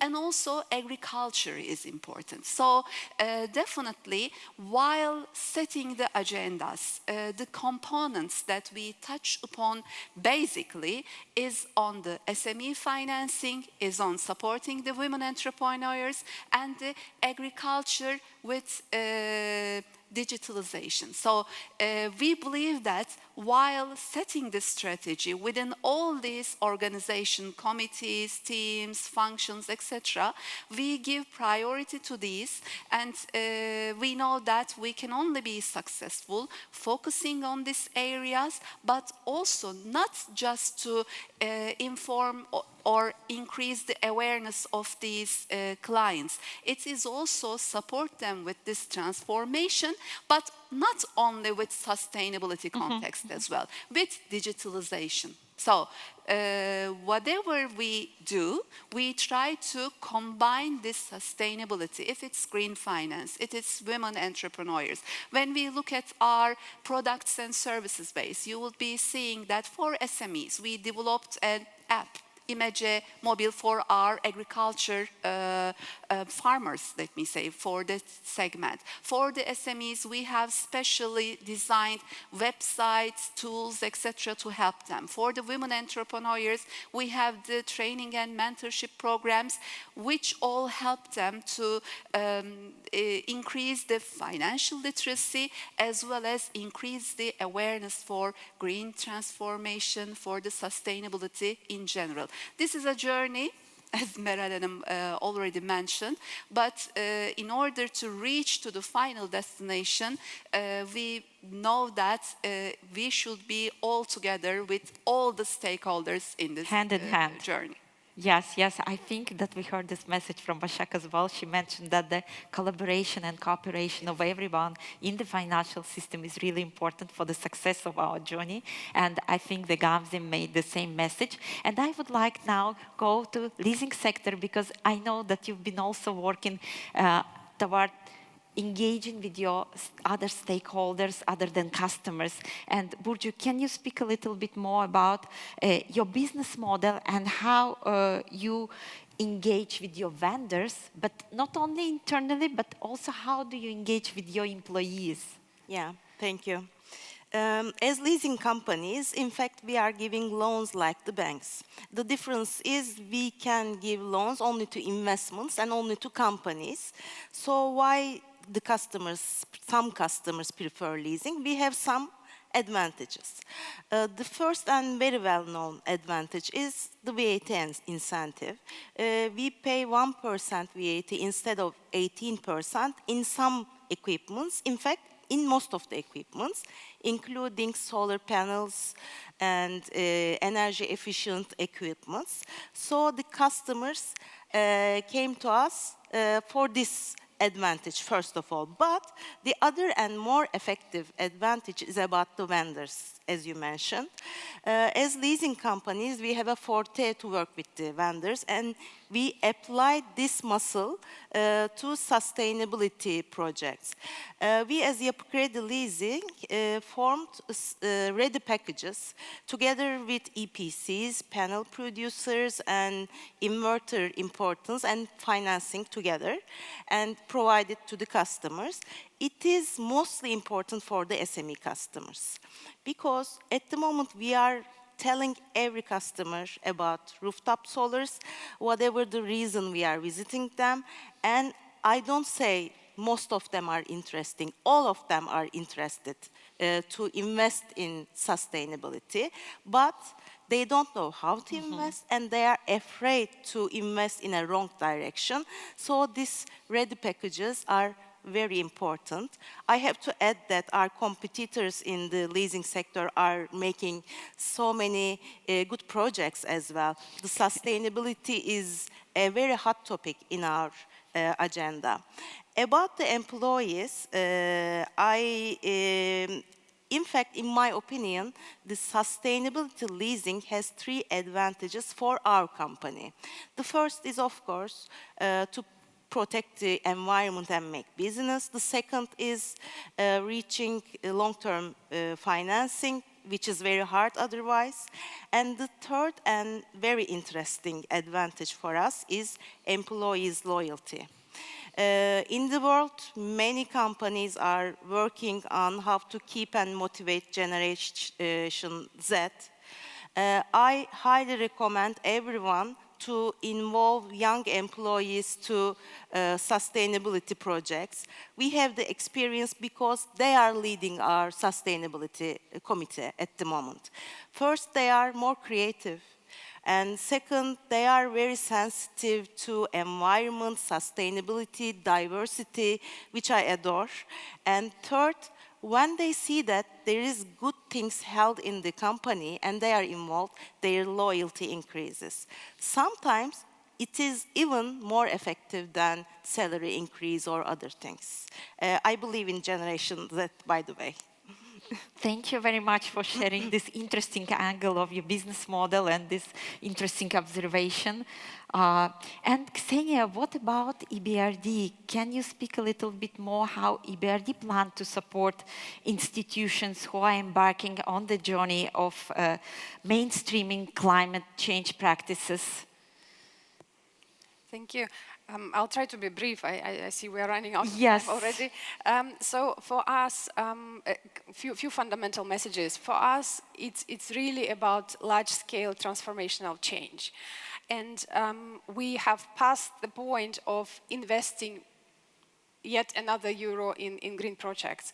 Now we are looking beyond just project engagement. We are looking at the transformation of companies, of financial institutions, of industries and countries towards low carbon and climate resilient future. And how we do it, we engage with companies, with large corporates in steel sector, in energy sector, in ammonia production, fertilizers, and help them develop low carbon pathways. And what it is, effectively, these are investment plans, long-term investment plans, and this is a fantastic opportunity for the banks to intensify relationship and actually help companies to progress to a low carbon future. It's not about the investing, it's actually being there for your customer, understanding customer needs and transforming customers together. And in the financial sector, our key priority at the moment is absolutely putting our partner banks on the transition journey. And I'm super excited to hear that actually Turkish banks and leasing companies seem to be already on the transition journey ahead of the time in many regions of the EBRD, as we can observe. And here, it's not just commitments, empty commitments. We are leading by examples ourselves.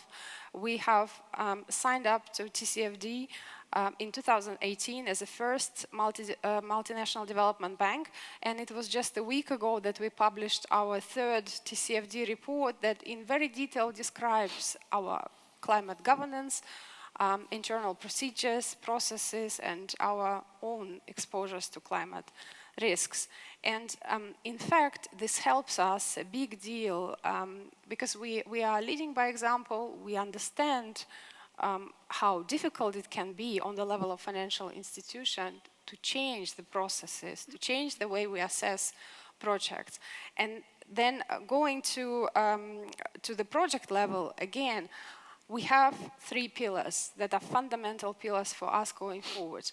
One is Paris alignment. What Francis has mentioned, we are now looking at every single project and assessing it against mitigation and adaptation objectives of Paris Agreement and providing recommendations to clients and our executive committees. We look at climate risks of every single project. We are capturing physical climate risks and transition risks so that we can also adequately assess and price those risks or provide dedicated technical advisory to the client to mitigate those risks. And finally, green financing. We continue and will continue to do more. And we have now expanded the way we provide financial resources to maximize the impact. It's not only about credit line facilities, it's green equity, it is green trade finance. We are investing in green bonds, sustainability-linked bonds, and the range of products is ever expanding. And then when it comes to transition journey of partner financial institutions, we absolutely invite everyone to follow example of these amazing banks here in Turkey. And under GEFF Turkey, we will have a dedicated, or we already have a dedicated technical advisory package to help our partner banks in those areas where support is needed to tackle issues and challenges. And I'm also absolutely happy to hear that the regulator is moving in the same direction, and we are here to help you to become more climate resilient. And then going to the opportunities, because this is very often being forgotten when we talk about climate risks. People start getting worried. The low carbon and energy revolution is a manufacturing revolution.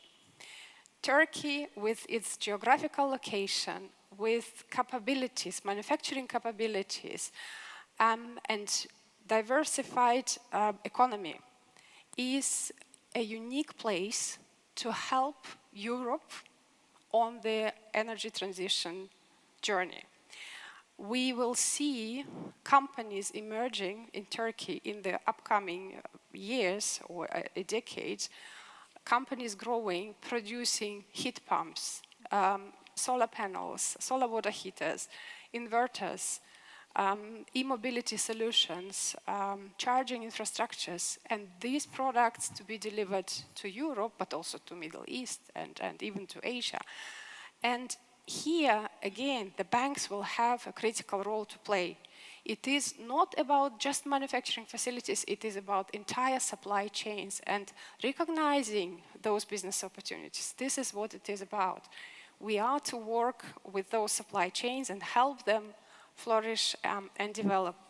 And last but not least, we keep on talking about banks and how banks can start a transition journey. It is also about corporates and mid-sized companies. Under GEFF Turkey, we will have support for and advisory support for mid-sized companies to also assess their climate risks and start the transition journey. But for large corporates, we also have a technical advisory package, and we allocated 25 million euros to support large corporates in the EBRD region to develop low carbon pathways for their industries, for their companies, and we invite companies to engage with the BRD, talk to us, talk to your relationship people in the banks and ask for support. Support is there.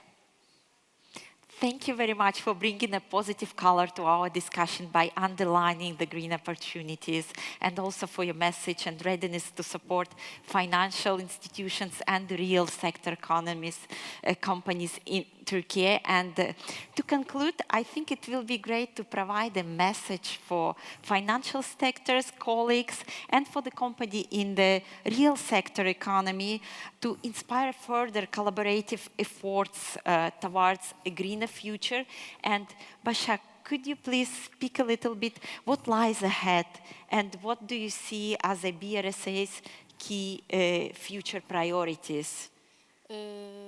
Actually, too much things we have to do in a very short time. I think we all agree at this issue. I mean, the most important challenge of the sustainable finance is the data problem. So I give more importance to taxonomy studies. You know that the Turkish taxonomy studies are conducted under the Environment and Climate Change Ministry, but as a BRSA we also contribute their works. We are following their studies. I think this is the first priority, because if we have a common taxonomy, we can have more granular data and we can assess banks' risk management practice. That's the, I think, first priority. And you may know that there is the ongoing study under the Turkish Banking Association Green Asset Ratio. I think it's also important because while studying this ratio, our stakeholders, our partners understand the data problem and it solves our data issues.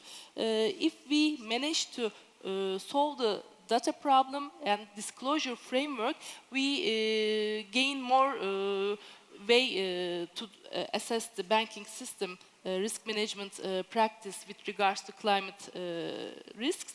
And I mentioned our studies regarding the guidance on Pillar 2 assessment on risk mitigation of the climate-related risk. This is also our priority. Our main philosophy is to enhance regulatory and supervisory capacity, both for institutions, both for banks, and set clear regulatory and supervisory expectations like ECB approach. And I forgot to say that stress tests and scenario analysis are very important, and they will be also in our agenda in the future period. And our main motto, we try to adhere to risk-based approach. I mean, there are some discussion if a project is a green project, its risk weighting should be decreases. Actually, in the first step, as a BS member country, we try to stick to risk-based approach. I think these are our main mottos in the key future priorities.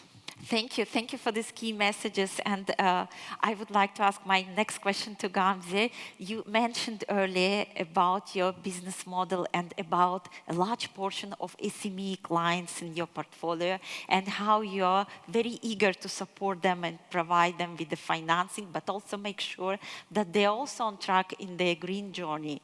So maybe can you speak a little bit more about the obstacles that you faced engaging with them, and maybe also provide like kind of inspiring points and examples of how you solve these obstacles? Sure. Indeed, Başak Hanım already mentioned about the challenges. So I think my part is very much connected to Başak Hanım's sharings. Of course, first of all, it's the macro outlook.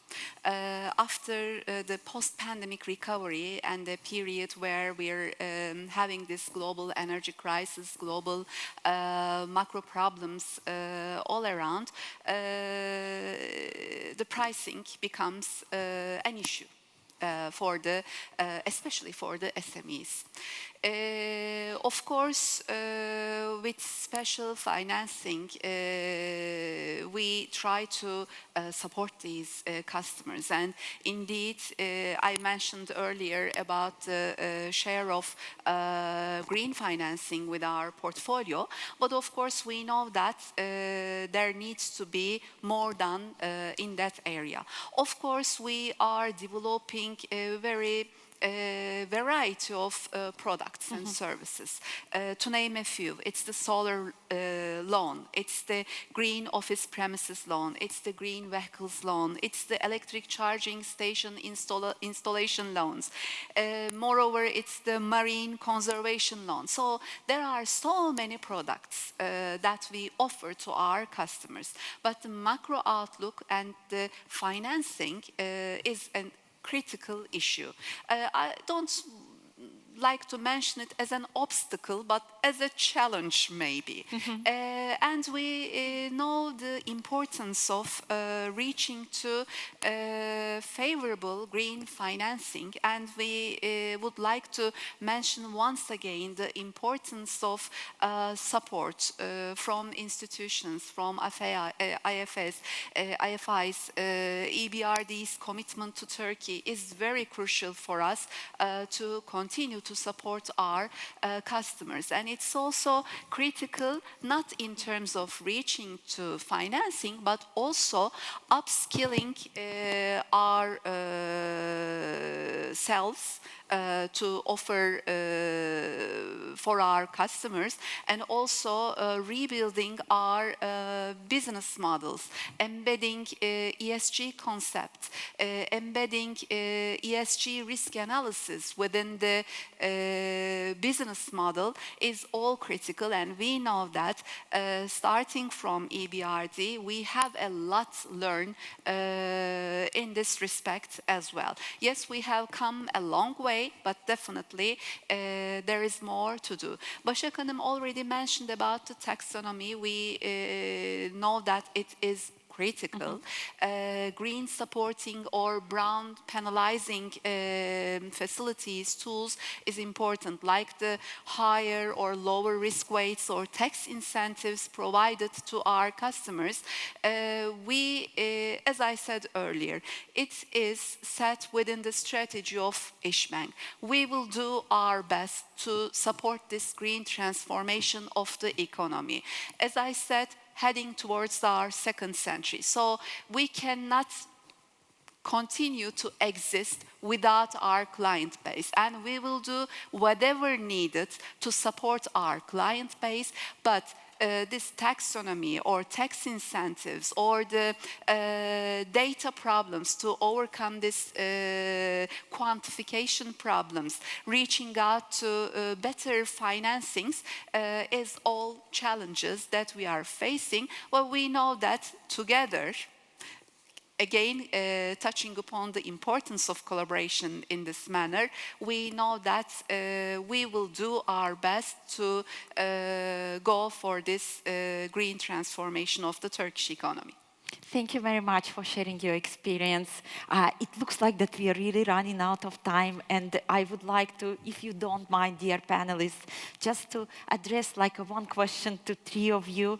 What will be your key takeaway message from this panel for our people in the audience and for everyone in the financial sector and the real economy sector in Turkey? Can I just briefly? Of course. I will say stay focused.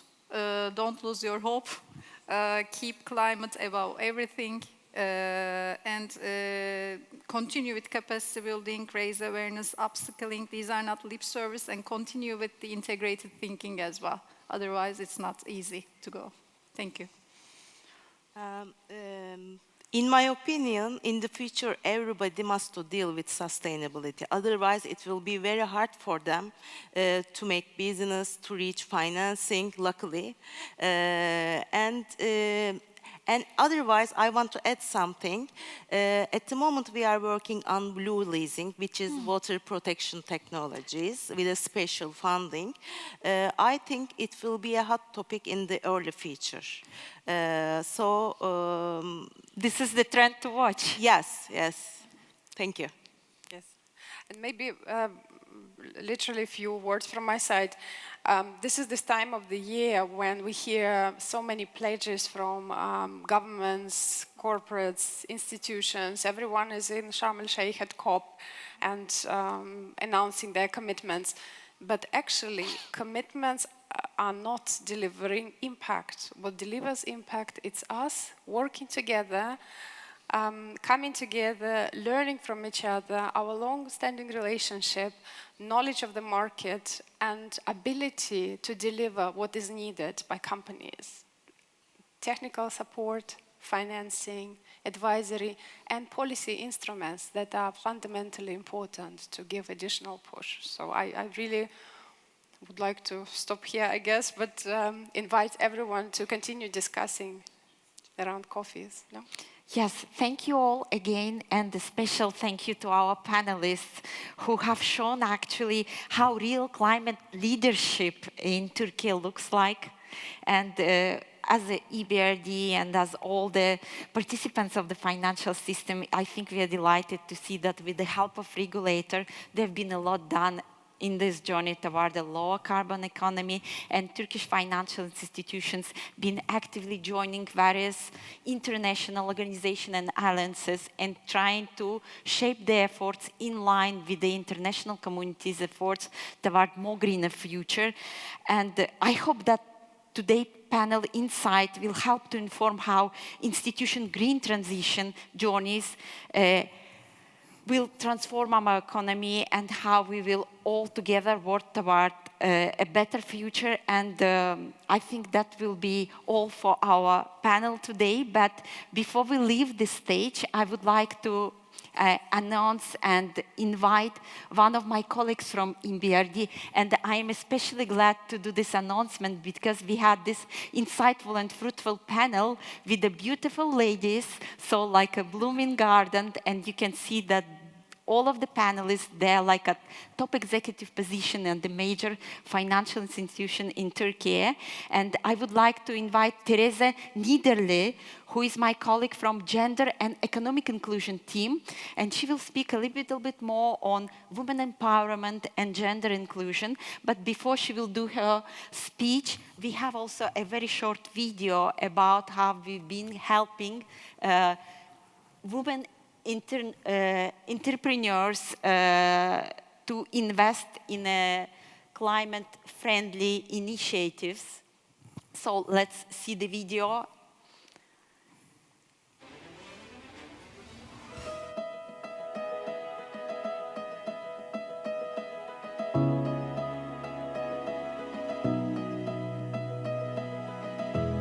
Closing gender gaps is not just the right thing to do, it's the smart thing to do.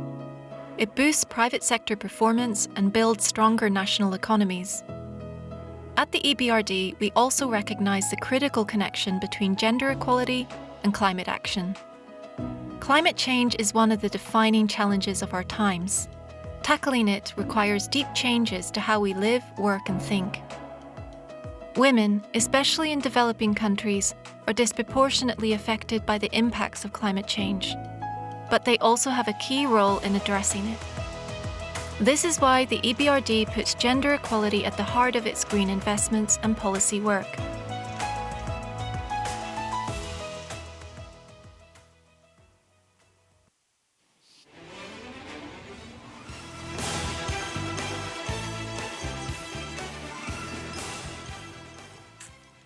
Dear partners and friends, as you've seen in the video, promoting gender equality is a key priority for the EBRD, and I share Alevtina's joy about seeing such a strong panel of all female leaders in the green finance space. In fact, the EBRD Strategic and Capital Framework, our 5-year strategic plan, sees gender equality as one of the top 3 priorities for our region, together with the green and the digital transformation. This is because we know that women's potential is still untapped in many of our economies, and this is particularly true for Turkey. Female labor force participation remains low, and the financial inclusion gap between men and women in Turkey is in fact about 3 times as large as the average in economies that are emerging. This is why our green economy financing facility deliberately integrates a focus on women sub-borrowers and to build our partner financial institutions' capacity to serve the female segment as an untapped market potential. The potential is massive, in fact. For instance, in Tajikistan, our partner financial institutions were able to increase their share of green loan finance clients, of female clients, from 28 to 40% within 3 years. And in Kazakhstan, women sub-borrowers make up more than 65% of all sub-borrowers under the GEFF facility last year. I am optimistic that in Turkey we can achieve equally impressive results that reflect the unique market context and the unique economic situation of Turkey. Just last week, at the 10-year anniversary of our Women in Business program, we heard that whoever wins the women's market segments wins the race. And we believe this is also true when it comes to green finance. This is why we look forward to supporting all partner financial institutions under this new facility with the expertise to better reach out to women sub-borrowers and bring them into the program. We also raise awareness among prospective women sub-borrowers about the benefits that green technologies can offer them, addressing the supply and the demand side of the gender finance gap in Turkey. I look forward to seeing the results that we can jointly achieve with the GEFF in this country. Thank you very much.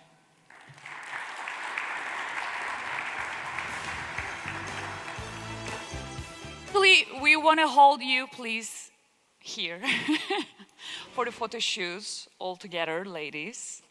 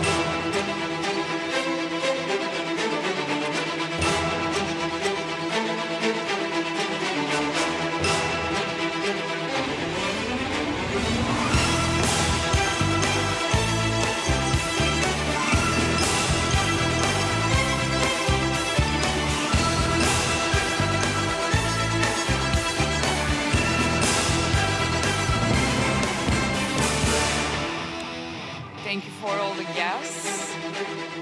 It was a remarkable day.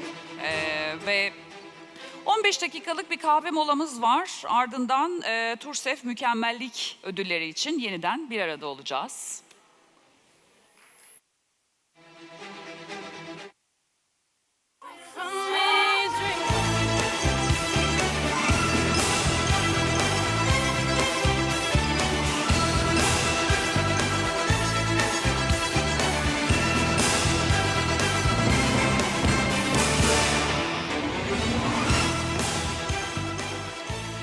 Tekrar merhabalar. Bu kez ödül töreni ve ufak bir iki konuşma için hoş geldiniz. Umarım kahveniz keyifli geçmiştir. Şimdi EBRD tarafından geliştirilen Avrupa Birliği, Türkiye Cumhuriyeti Hazine ve Maliye Bakanlığı ve Türkiye Cumhuriyeti Enerji ve Tabii Kaynaklar Bakanlığı tarafından desteklenen Türkiye'nin Sürdürülebilir Enerji Finansman Programı TurSEFF, az önce lansmanını yaptığımız GEFF, Türkiye'nin öncüsü olan bir program. Bunu hatırlatmak isterim zaten hallerinize.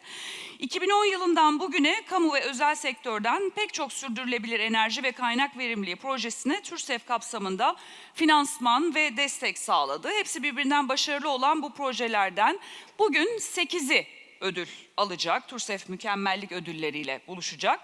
Ödül kazanan projeleri anons etmeden önce TurSEFF'in başarılarını anlatan kısa bir videomuz olacak. Sizlerle paylaşmak istediğimiz.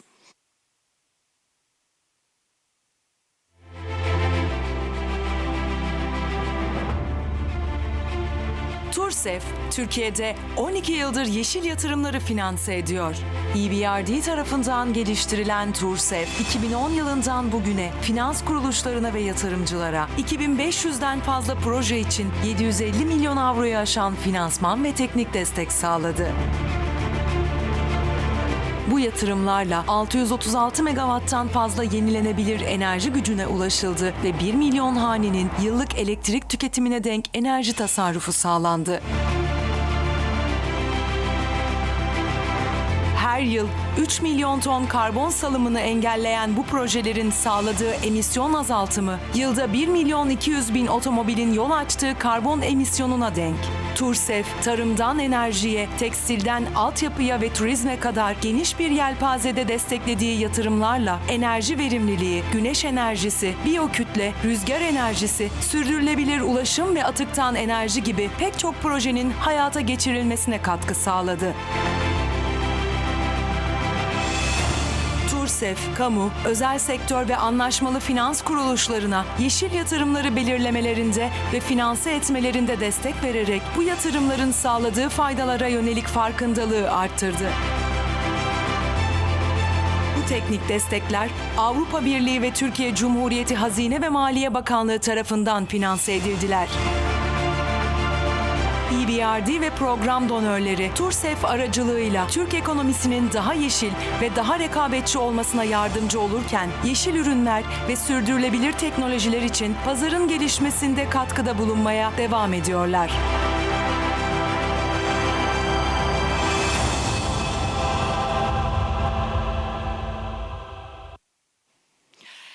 Konuşmasını yapmak üzere EBRD Finansal Kurumlar Yönetici Direktörü Mr. Francis Melaj'ı yeniden sahneye davet etmek istiyorum. Mr.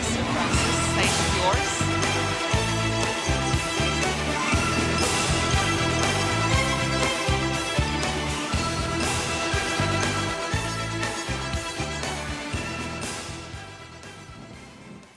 Hello again, everyone. Okay, I dropped my machine, but it still works. That's resilience demonstrated here. I was very happy to open this event, and now with great joy I'm here to finish it. But before I finish, there's going to be a few important things. Let me start with a conversation I had a few weeks ago, just before I came to Turkey last time, actually, with a young entrepreneur. And I said, what would you like to say to your banks? And he said, he thought about it, he said, you know, see us as an opportunity and not as a risk. I find this is very wise. And I believe we must use the same wisdom to tackle the climate crisis. We should see it as an opportunity for a better future, for greener investments, and for better businesses. And that's exactly what TurSEFF, the Turkish Sustainable Energy Finance Facility, reflects. Sustainable energy financing has reached a size now within the scope of this project that can be considered as a separate business for the partner banks and certainly for EBRD. And so it only felt fitting, as we are launching the tour GEFF, that we actually celebrate the achievements of the TurSEFF. For 13 years, TurSEFF has consistently expanded in vision and application. It's reached almost the entire country. We never shied away from going on the ground with a presence in more than 50 provinces. TurSEFF managed to fund projects in 76 of the country's 81 provinces. So again, that's almost the entire nation. And that matters because we cannot hope to achieve a clean energy future only through metropolitan projects in large cities.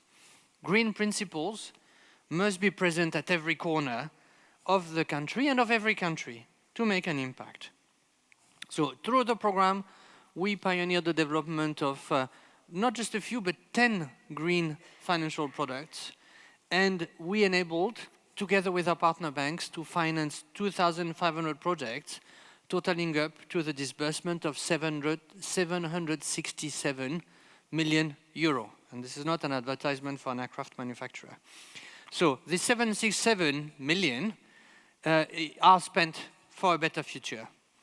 And those euros were spent in sectors across the board, projects from the energy sector, certainly, but also in the textile sector. And I still remember one of our visits to Anatolia 10 years ago to one such project.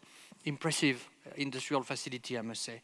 To agriculture, machinery, tourism, and others. We need to transform all areas of life. It doesn't need to be painful, but all areas of life will need to transform. As we saw in the video, these projects altogether prevented carbon emissions of 3 million tons of CO2. Now, beyond the glitzy videos, I know how much hard work and dedication this took. For us, for our partner banks, and for our consultants that helped raise the awareness, promote energy efficient practices, and ensure various measures for transformation. Energy service company financing models, energy performance contracts, green technology selectors, the cell phone app that I was mentioning earlier, were used. So one of the markers of the success was the focus on small-scale investments.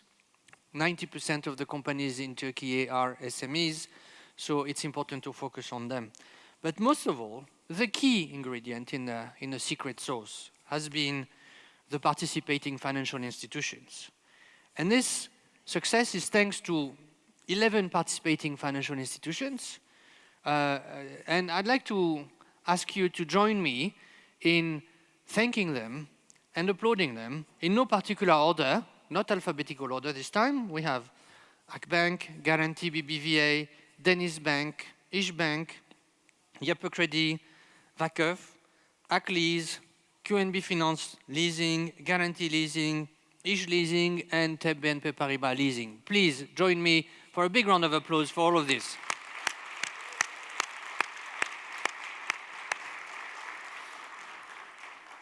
These institutions are key in channeling EBRD funding where it is needed and to help accelerate this important transformation across the nation.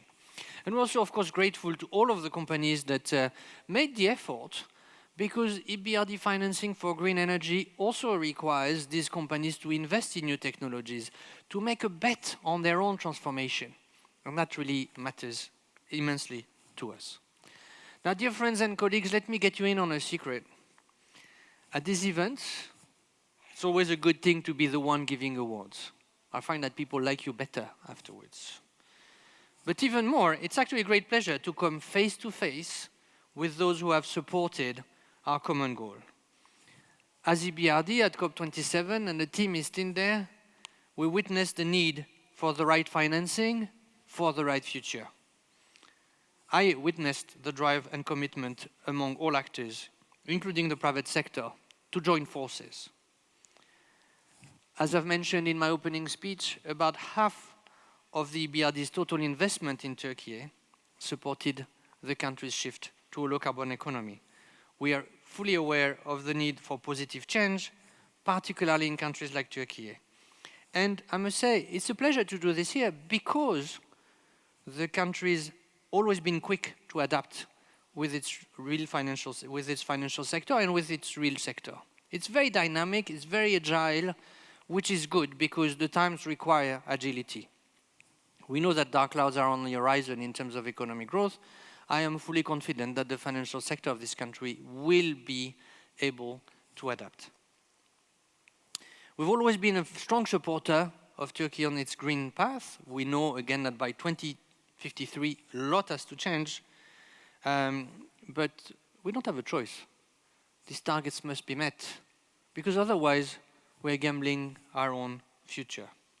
So I'd like to take a few moments now to congratulate our partner financial institutions and their clients who realized the opportunity and the interest of investing green early on and brought forward these impactful projects.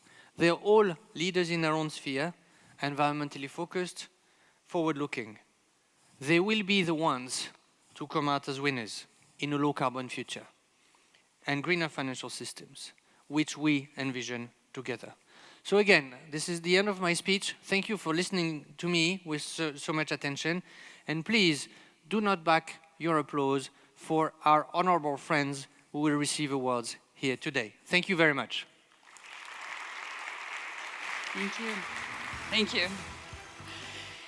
Şimdi EBRD tarafından uygulanan en büyük SEF programlarından biri olan TurSEFF'te elde edilen sonuçları ve yaratılan etkiyi anlatan bir sunum olacak ve bu sunum için bu kez TurSEFF Program Direktörü Dr. Murat Sarıoğlu'nu sahneye davet ediyorum. Hoş geldiniz.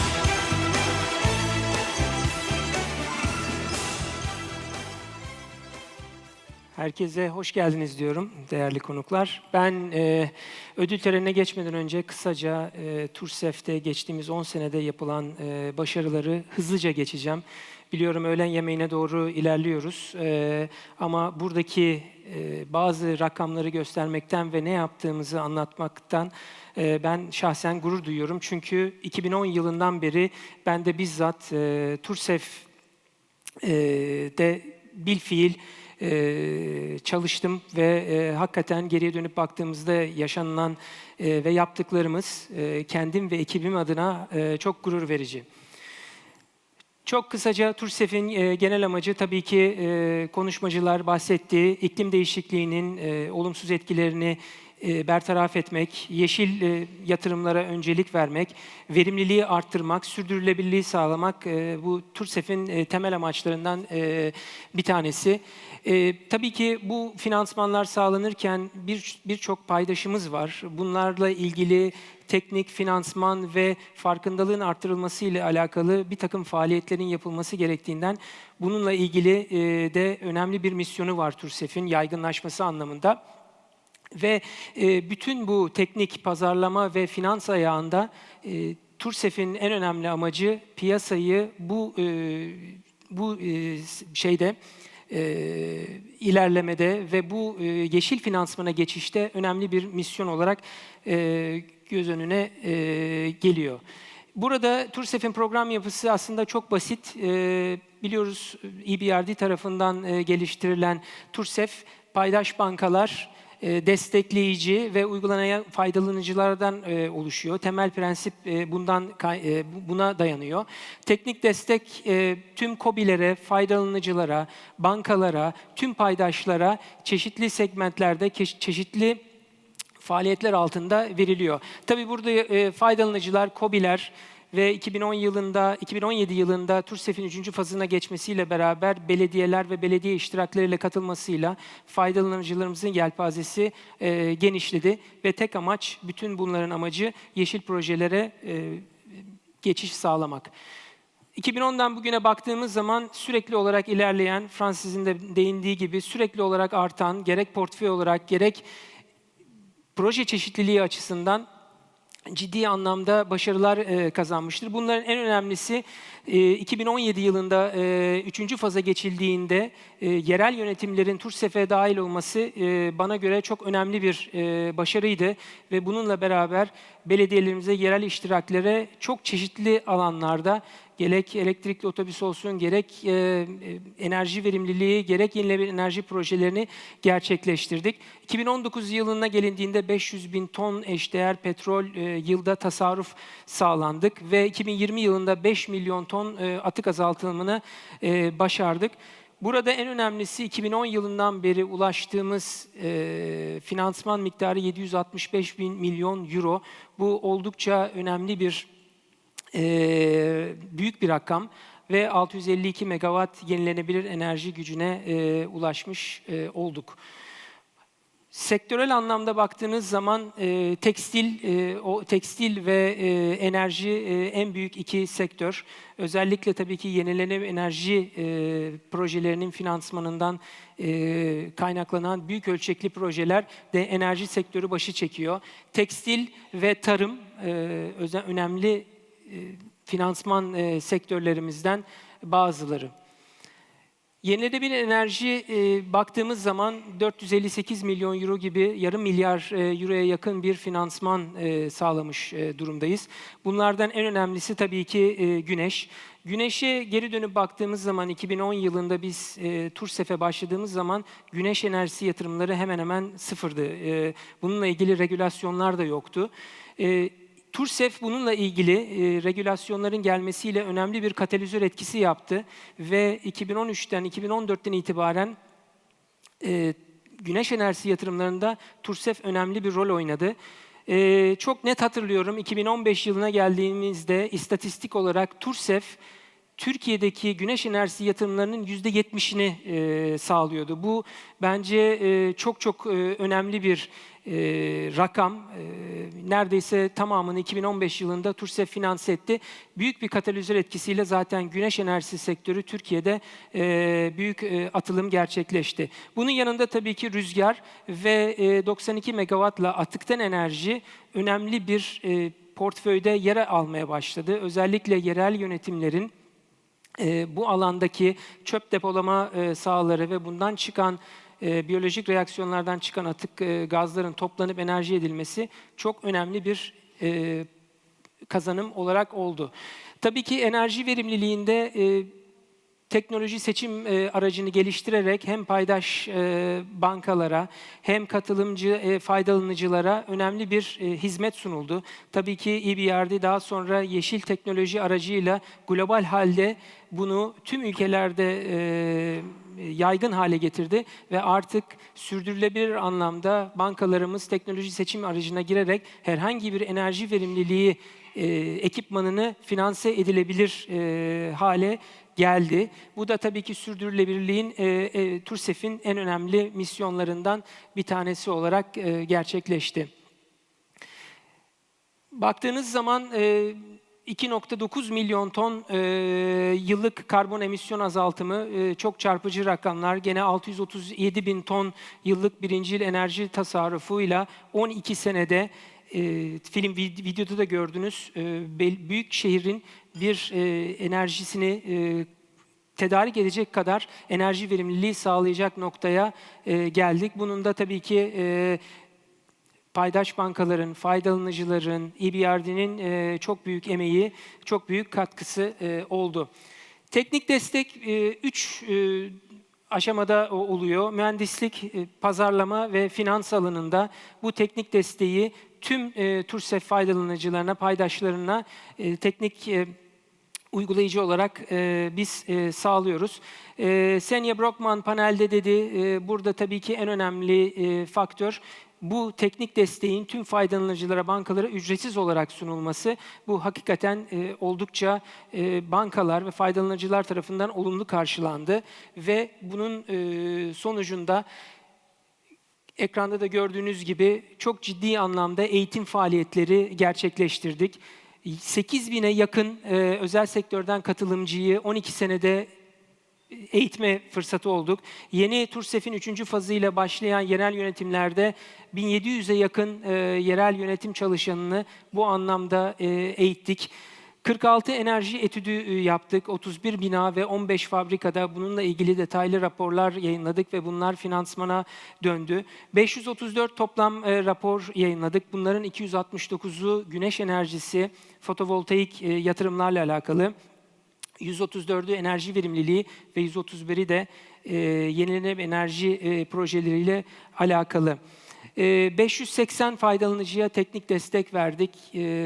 Veri tabanında yanılmıyorsam 10.000'e yakın KOBİ ve faydalanıcı olduğunda büyük bir ulaşılabilirliğe geldik. Bu da hakikaten büyük başarı. Çünkü TurSEFF'in teknik ekibi Türkiye'de, Türkiye'nin her yerinde, sahada faydalanıcılara, bankalara, banka şubelerine ulaşarak bu misyonu gerçekleştirdi ve teknik desteği sağladı.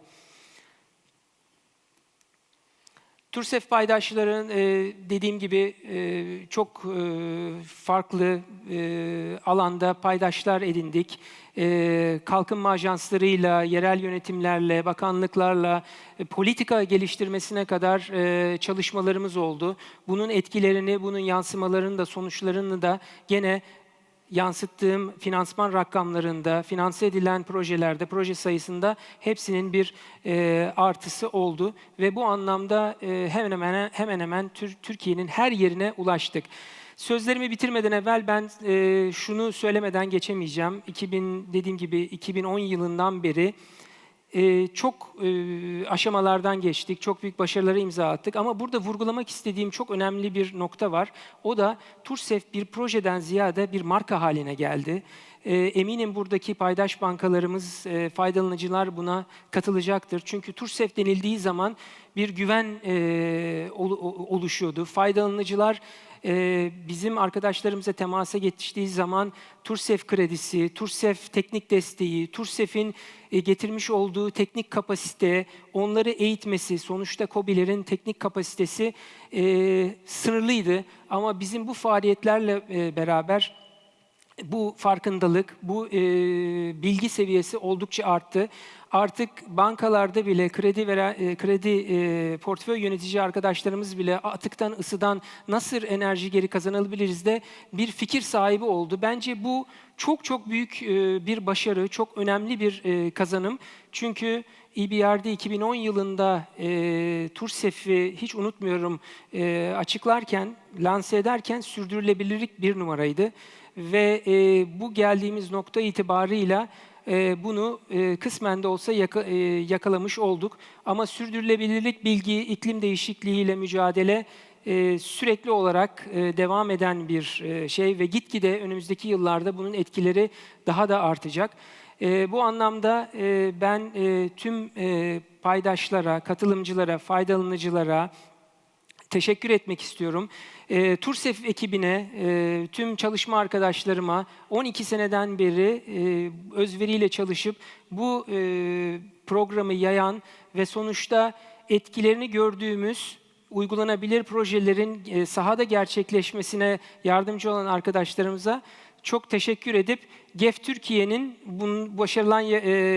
yakalanan başarıları katlayarak artmasını diliyorum. Çok teşekkür ediyorum.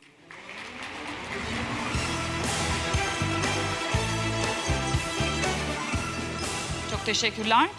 Şimdi geldik günün en heyecanlı kısmına. TurSEFF'in güncel fazı kapsamında 8 başarılı projeye ödüllerini takdim edeceğiz. Ve ödülleri takdim etmek üzere Mr. Francis Malish again sahneye.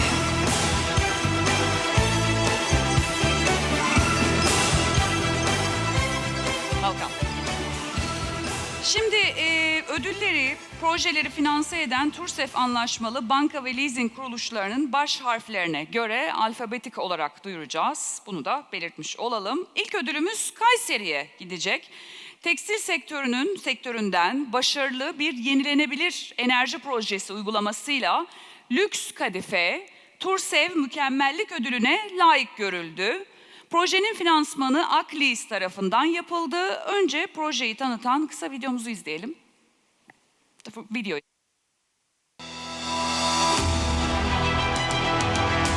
1972'den beri faaliyette olan lüks kadife, döşemelik, perdelik ve hazır giyim kumaşları üretmektedir. Firmamız üretiminin yarısından fazlasını Kanada'dan Çin'e, Avrupa'dan Amerika'ya, dünyanın pek çok ülkesine ihraç etmektedir. Entegre tesislerimiz katlama büküm, çözgü, dokuma, örme, boyama, finish ve kalite kontrol bölümlerinden oluşmaktadır. Bu tesislerin hepsi yoğun enerji tüketen makina ve ekipmanlardan oluştuğu için ürünlerimizde en önemli maliyet unsurlarından biri enerji maliyetleridir. Tesisimizde enerji verimliliğini sağlamak için her zaman teknolojideki son değişiklikleri takip ederek üretim süreçlerimizi güncellemekteyiz. Çalışanlarımıza verdiğimiz sürekli eğitimlerle enerji bilincini artırmaya çalışıyoruz. Enerji maliyetlerimizi daha da azaltmak için bir enerji üretim projesi geliştirmeye ve tesisimizin çatısına çatı üstü güneş enerjisi santrali kurmaya karar verdik. TurSEFF finansmanı ve teknik desteğiyle hayata geçirdiğimiz 2,5 megawatt gücündeki çatı GESS projemiz sayesinde işletmemizin yıllık enerji ihtiyacının anlamlı bir kısmını güneşten karşılamış olacağız. Yatırım sürecinde TurSEFF uzmanları bize en verimli ve uygun teknolojiyi seçmemizde yardımcı oldular ve yatırımımızın finansal ve çevresel faydalarını hesapladılar. Bu yatırım sayesinde enerji maliyetlerimizi %50 düşürdük ve karbon salımımızı yıllık 1039 ton azalttık.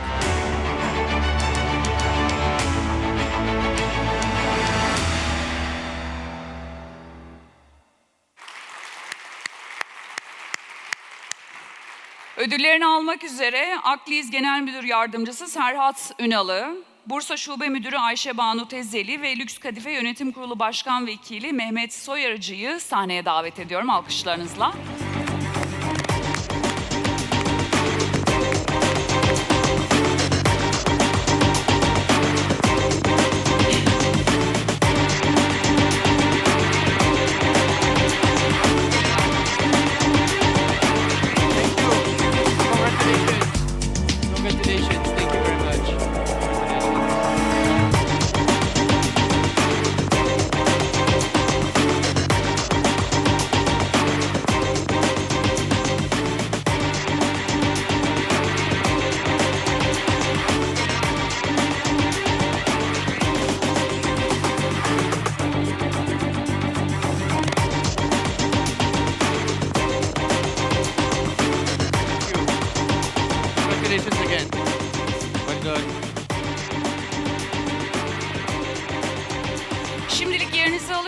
sonra, bu arada bütün ödüller verildikten sonra herkesi tekrardan toplu olarak sahneye davet edeceğiz fotoğraf için.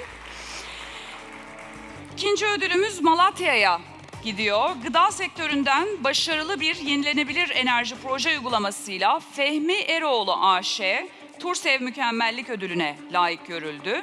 Projenin finansmanı BNP Paribas Leasing tarafından yapıldı. Şimdi projeyi tanıtan önce videomuzu izleyelim elbette.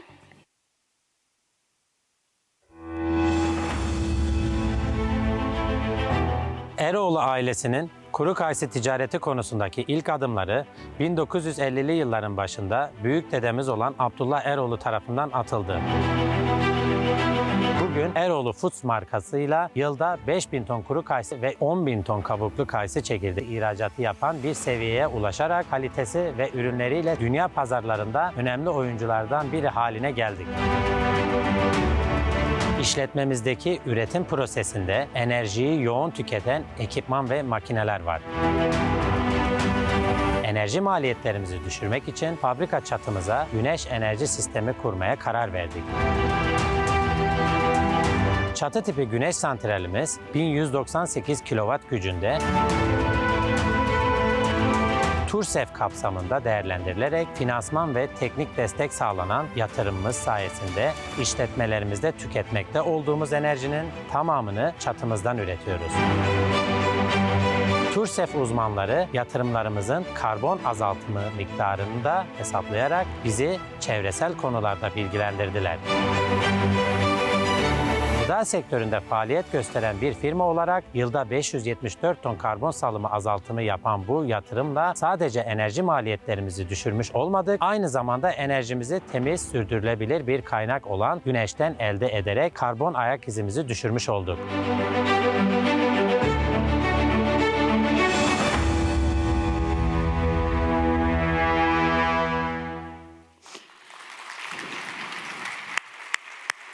Elbette ödüllerini almak üzere BNP Paribas Leasing Genel Müdür Yardımcısı Tuna Güreş, Gaziantep Bölge Müdürü Emrah Yaşar ve Fehmi Eroğlu AŞ Yönetim Kurulu Başkanı Mustafa Eroğlu'nu sahneye davet ediyorum.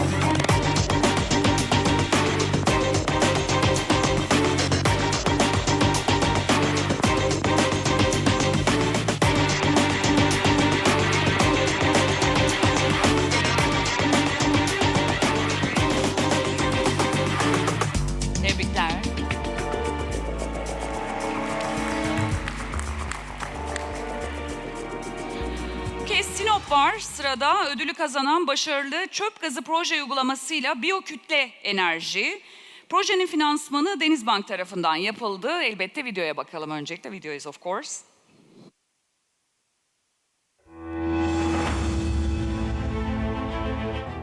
Biyokütle Enerji Elektrik Üretim Anonim Şirketi olarak 2021 yılında Sinop Çöp Gaz Elektrik Üretim Santrali'ni hayata geçirdik. 2021 yılında Sinop Sahil Belediyeler Birliği tarafından yapılan ihaleyi kazanarak 6 ay gibi kısa bir süre içerisinde tesisin tüm izin ve lisanslarını alarak 2.82 MW gücündeki bu tesisi hayata geçirmeyi başardık. Bölgemizden çıkan evsel atıklar tesisimizin girdisi olarak kullanılmaktadır. Tesisimiz günde 117 ton evsel atığı enerjiye dönüştürüyor. Bu tesiste üretilen enerjiyle yılda 74.913 ton karbondioksit salınımını önlüyoruz. Ve aynı zamanda atıklardan kaynaklanan kirliliği azaltarak çevreye de katkı sağlıyoruz. Tesisimizin 1.41 MW gücündeki ilk kısmına TurSEFF kapsamında finansman sağladık. Finansmanla birlikte TurSEFF ekibinden teknik destek alarak daha iyi ve verimli bir teknolojiyi hayata geçirdik. Böylece yatırımın beklenen geri ödeme süresini 2.6 yıla kadar kısalttık, hem de daha yüksek bir emisyon azaltımı sağlamış olduk.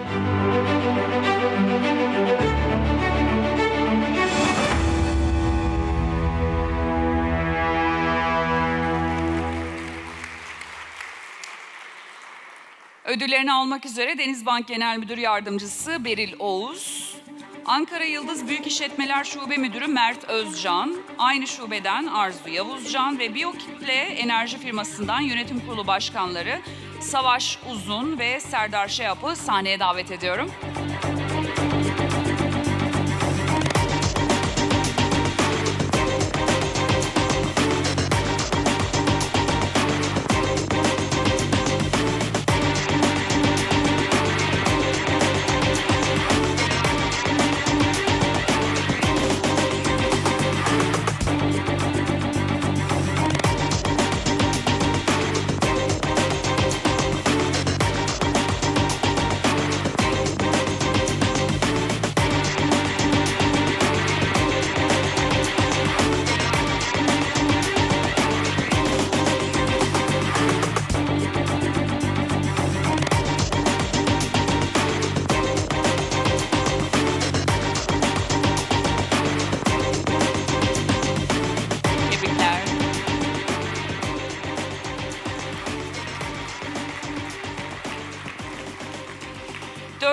Dördüncü ödülümüz Kahramanmaraş'a gidiyor. Tekstil sektöründen başarılı bir yenilenebilir enerji proje uygulamasıyla Aral Tekstil.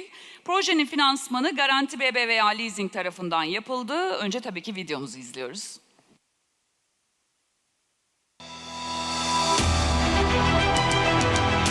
Firmamız 1989 yılında Kahramanmaraş'ta kuruldu. Geçen yıllar içerisinde sürekli yeni yatırımlarla şu an 2 farklı yerleşkede 4 ayrı işletmemizde günlük 65 ton kadar iplik üretiyoruz. Yine 20 ton kadar da örme kumaş imalatı yapıyoruz. Kuruluşundan bu yana ihracat odaklı bir firma olduk. Dış piyasaya her zaman için bir satış hedefimiz oldu. Sürekli uluslararası pazarlarda rekabet ortamı yaşadık. Bu esnada tabii imalat yaparken özellikle yüksek miktarda kullandığımız elektrik enerjisi bizim için hep bir dezavantaj oldu. İşletme maliyetinin en önemli kısımlarından biri maalesef elektrik enerjisi. Uluslararası piyasalardaki rekabet dezavantajımızı avantaja çevirmek için bir güneş enerjisi yatırımı yapma kararı aldık.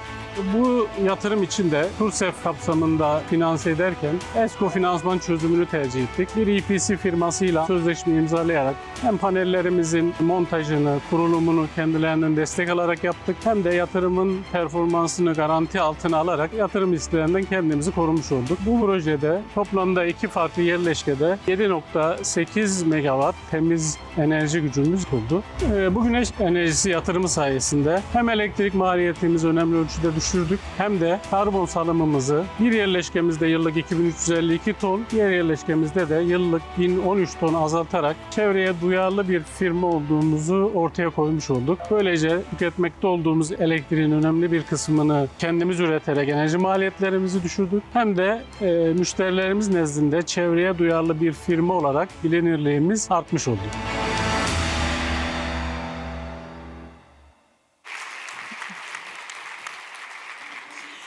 Ödüllerini almak üzere Garanti BBVA Leasing Genel Müdür Yardımcısı Levent Gülbahçe, Güneydoğu Anadolu Bölge Müdürü Özlem Dinçel ve Aral Tekstil Yönetim Kurulu üyesi Arif Çinkay'ı sahneye davet ediyorum.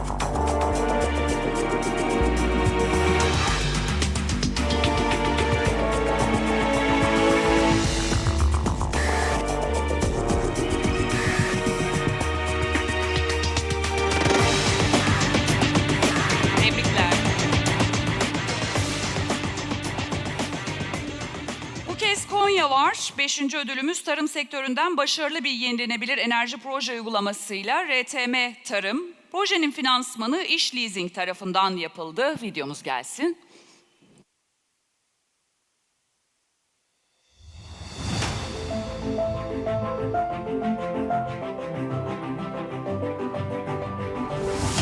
Firmamız 1985 yılında Konya'da tarım ve hayvancılık alanında faaliyetlerine başladı. 1988 yılında yem imalat sektörüne giren firmamız 15 yılı aşkın süredir kendi bünyesindeki kalite kontrol ve Ar-Ge laboratuvarları ile büyükbaş, küçükbaş ve kanatlı hayvan yemi üretimi alanında faaliyet gösteriyor.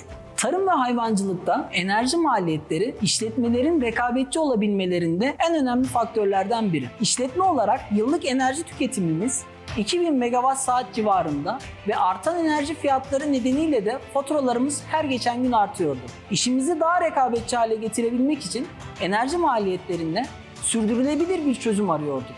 Ve yollarımız TurSEFF ekibiyle kesişti. Enerji konusuna çözüm olarak fabrika depolarımızın çatılarına güneş enerjisi santrali kurduk.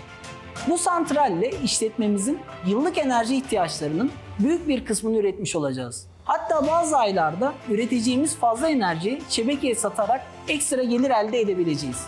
TurSEFF uzmanları bize en verimli teknolojiyi seçmemize yardımcı oldular ve yatırımımızın finansal ve çevresel faydalarını hesapladılar. Bu yatırım sayesinde enerji maliyetimizi düşürdük ve karbon salınımımızı yıllık 404 ton azalttık. Böylece karbon ayak izimizi düşürerek iklim krizine yönelik mücadeleye firma olarak katkı sağlamış olduk.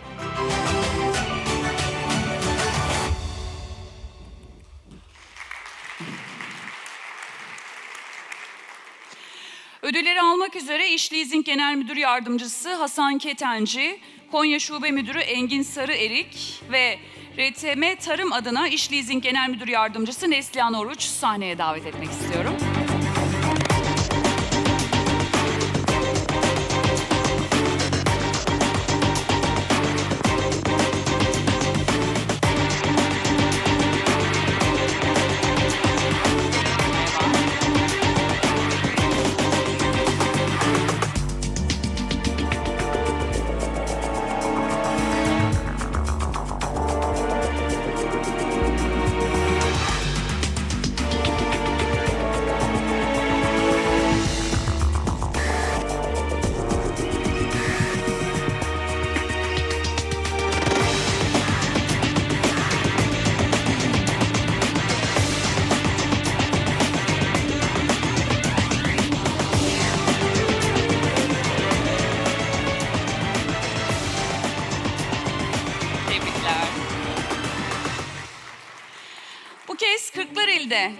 Gidiyor ödülümüz. Atıktan enerji alanında başarılı proje uygulamasıyla EcoMas Enerji.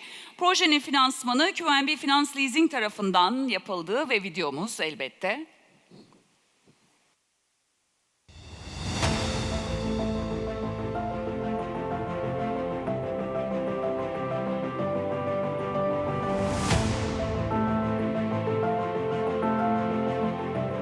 EcoMas Enerji olarak 10 megawatt kapasiteli bu büyüklük santralini 2022 yılında hayata geçirdik. Kırklareli OSB ile elektrik tedarik anlaşması yaptık. Santralimizde üretilen enerji organize sanayi bölgemizin enerji ihtiyacının karşılanmasında kullanılacaktır. Böylece organize sanayi bölgesindeki firmalar yenilenebilir enerji yani yeşil enerji kullanarak karbon ayak izlerini düşüreceklerdir. Bölgemizde yoğunlaşan tarımsal atıklar ve orman atıkları büyüklükte tesisimizin girdisi olarak kullanılmaktadır. Tesisimiz her gün 230 ton atığı enerjiye dönüştürerek yılda 20.000 tonun üzerinde karbondioksit salınımını önlemektedir. Aynı zamanda atıklardan kaynaklanan kirliliği azaltarak çevreye de katkı sağlamaktadır.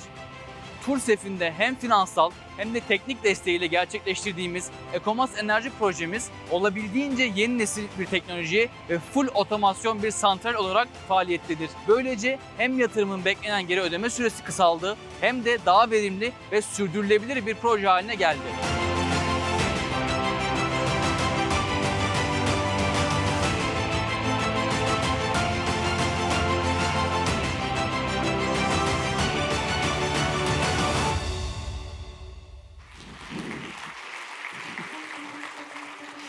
Bu kez ödüllerini almak üzere QNB Finans Leasing Genel Müdür Yardımcısı Ateş Yenen, İki Telli Bölge Müdürü Bora Duran ve EcoMas Enerji Yönetim Kurulu Başkanı Murat Balkov'u alkışlarınızla sahneye davet edelim.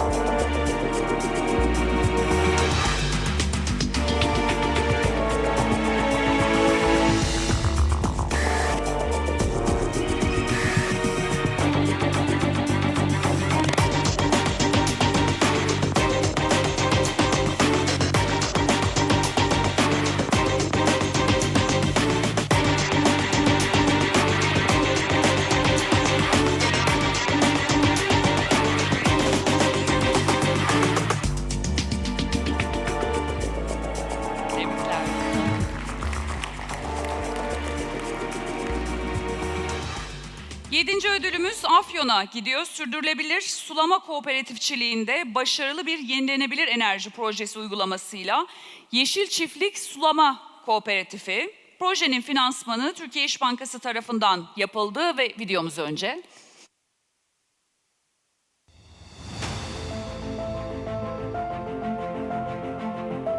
Kooperatifimiz 1971 yılında kuruldu. 1700 hektarlık bir alanda sulama yapmaktayız. Kooperatifimizin en önemli gider kalemlerinin başında enerji gelmektedir. TurSEFF fonlarından ve teknik desteklerinden yararlanarak kurmuş olduğumuz güneş enerji santralimiz sayesinde artık enerjimizi düşük maliyetli ve sürdürülebilir bir kaynak olan güneşten elde etmekteyiz. Ayrıca su verimliliği ilkelerini göz önünde bulundurarak damla sulama sistemine geçiş yaptık. Böylece hem enerjide hem de sulamada sürdürülebilirlik temelli yaklaşımımızla bu alanda örnek bir kooperatifçilik yapmaktayız.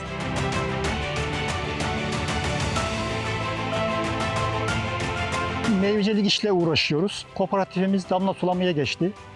Su tasarrufu sağlıyoruz. Faturalarımız daha az geliyor. Güneş enerji sisteminin dolayısıyla elektrik faturalarının daha az geleceğini, bize masrafların daha az olacağını düşünüyoruz. Santralimiz 1 megawatt gücünde olup normal bir sulama sezonunda harcadığımız enerjinin yaklaşık %85'ini karşılayabiliyor. Bu yatırım bizim gibi küçük bir kooperatifin kendi kaynaklarıyla hayata geçirmesi zor bir yatırımdı. Bu noktada TurSEFF ile işbirliği yaparak TurSEFF'ten finansman ve teknik destek almış olduk. Bu sayede projeyi hayata geçirdik. Süreç çok hızlı ilerledi. Başvuru yapmamızla tesisimizde enerji üretimine başlamamız sadece 46 gün sürdü. Yapmış olduğumuz bu yatırımlarla hem çiftçilerimizin su ve enerji faturalarını %80'e yakın bir oranda düşürmüş olduk, hem de karbon ayak izimizi düşürerek çevreye katkı sağladık.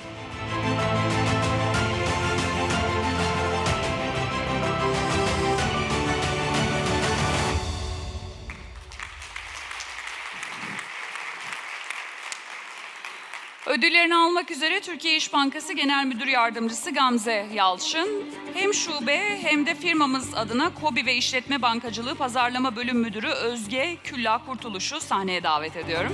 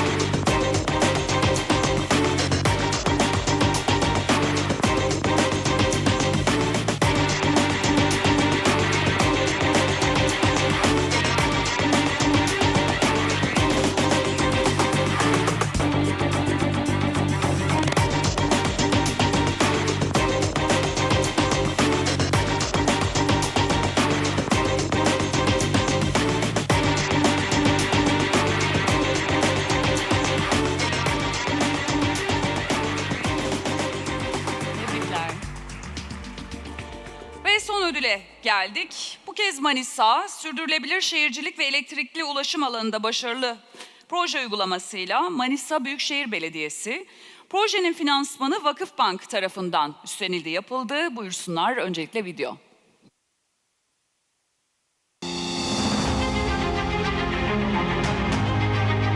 Manisa Büyükşehir Belediyesi olarak trafikten kaynaklanan hava kirliliği sorununu çözmek, yakıt maliyetlerini düşürmek ve daha çevreci bir ulaşım modeline geçmek için bu projeyi hayata geçirdik. Toplamda 22 elektrikli otobüs ve 22 şarj istasyonundan oluşan filomuz 2 yıldan uzun bir zamandır Manisa halkına hizmet vermektedir. Ulaşım filomuza bu otobüslerin dahil olması, ulaşımda daha sürdürülebilir ve modern bir dönüşümün hızlanmasını sağladı. Otobüslerin devreye girmesiyle birlikte şehrin ulaşımı altyapısında da önemli uygulamaları hayata geçirdik. Elektrikli ulaşım için tercihli yollar inşa edildi ve mevcut hat güzergahları optimize edildi ve böylece seyahat süreleri kısaltılmış oldu. Bu daha az enerji tüketimi ve daha az karbon salımı anlamına geliyor. Elektrikli otobüs filomuzun 6 adedi TurSEFF kapsamında finanse edilerek Manisa'ya kazandırıldı. Bu otobüslerle yılda 1.303.000 litre dizel yakıtın tüketilmesinin önüne geçilmiş geçilmiş oldu. Bu ekonomik faydanın yanı sıra fosil yakıttan tasarruf edildiği için 1612 ton karbon salımının önüne geçilmiş oldu.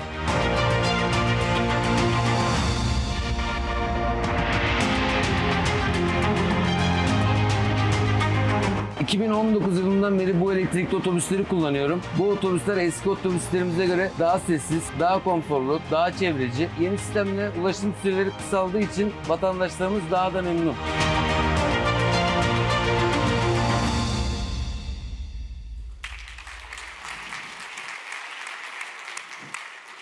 Ödüllerini almak üzere Vakıfbank Genel Müdür Yardımcısı Alaaddin Şimşek, Şube adına Ticari Bankacılık Pazarlama Başkanı Ahmet Yılmaz ve Manisa Büyükşehir Belediyesi Ulaşım Daire Başkanı Hüseyin Üstün'ü sahneye davet ediyorum.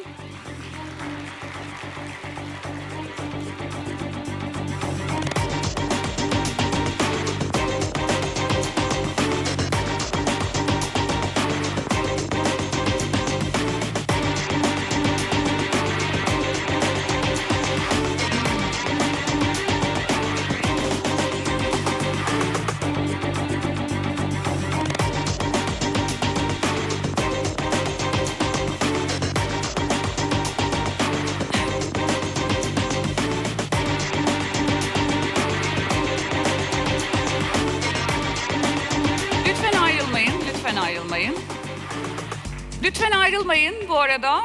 Tüm ödül alan sahnemizdeki, az önce sahnemize gelen herkesi sahneye davet ediyoruz. Hatıra fotoğrafı için ödül alan herkes 8 projeyi, 8 firma ve finans temsilcilerini hatıra fotoğrafı için sahneye davet ediyorum.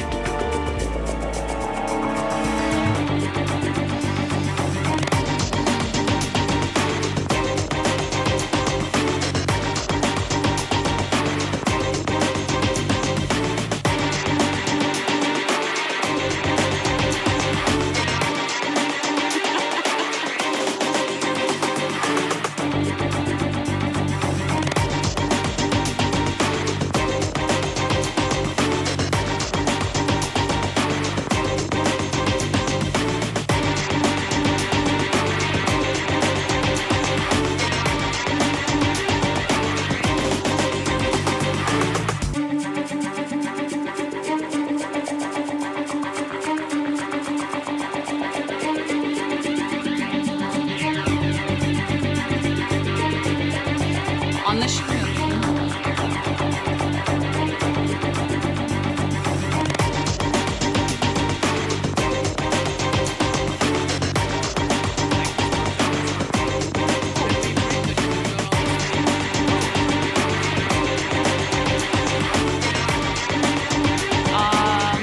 Okay, we're looking for a little girl. Someone brought it here.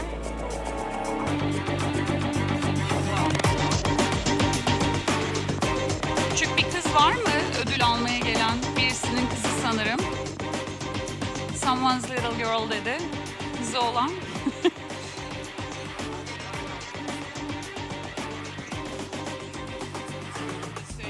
To join us because she's the future of this country. Do we know her name? No, we don't know her name, but I saw someone had his daughter with him to receive the award, and the little girl did not come on the stage with her father.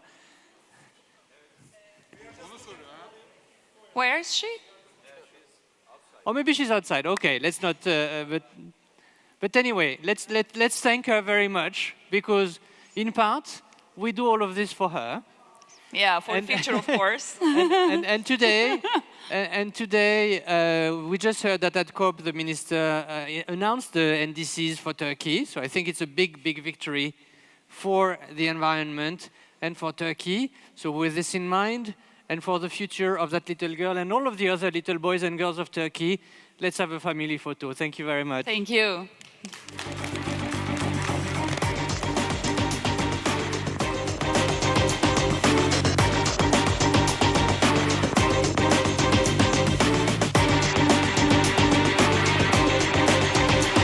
there she is. There she is. Yeah.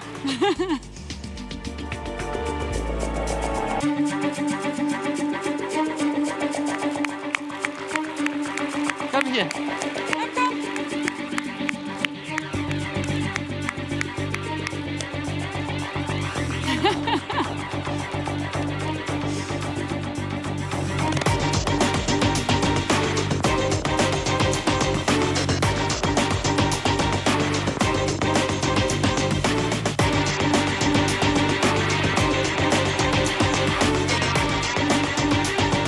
Thank you again.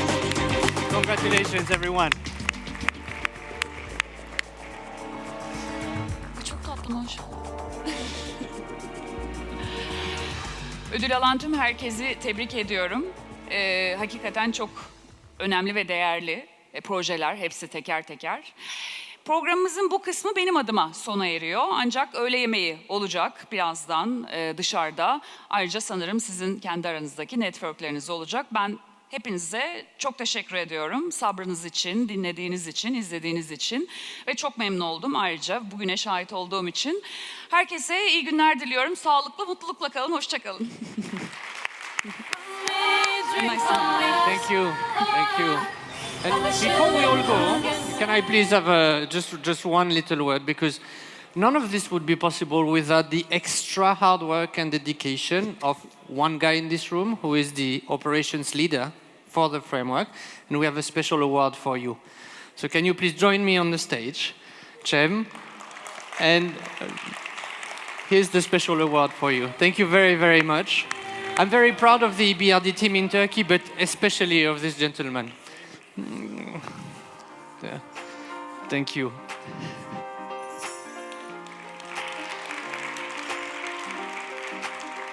And now off we go to lunch. Thank you very much, everyone. It's been a pleasure.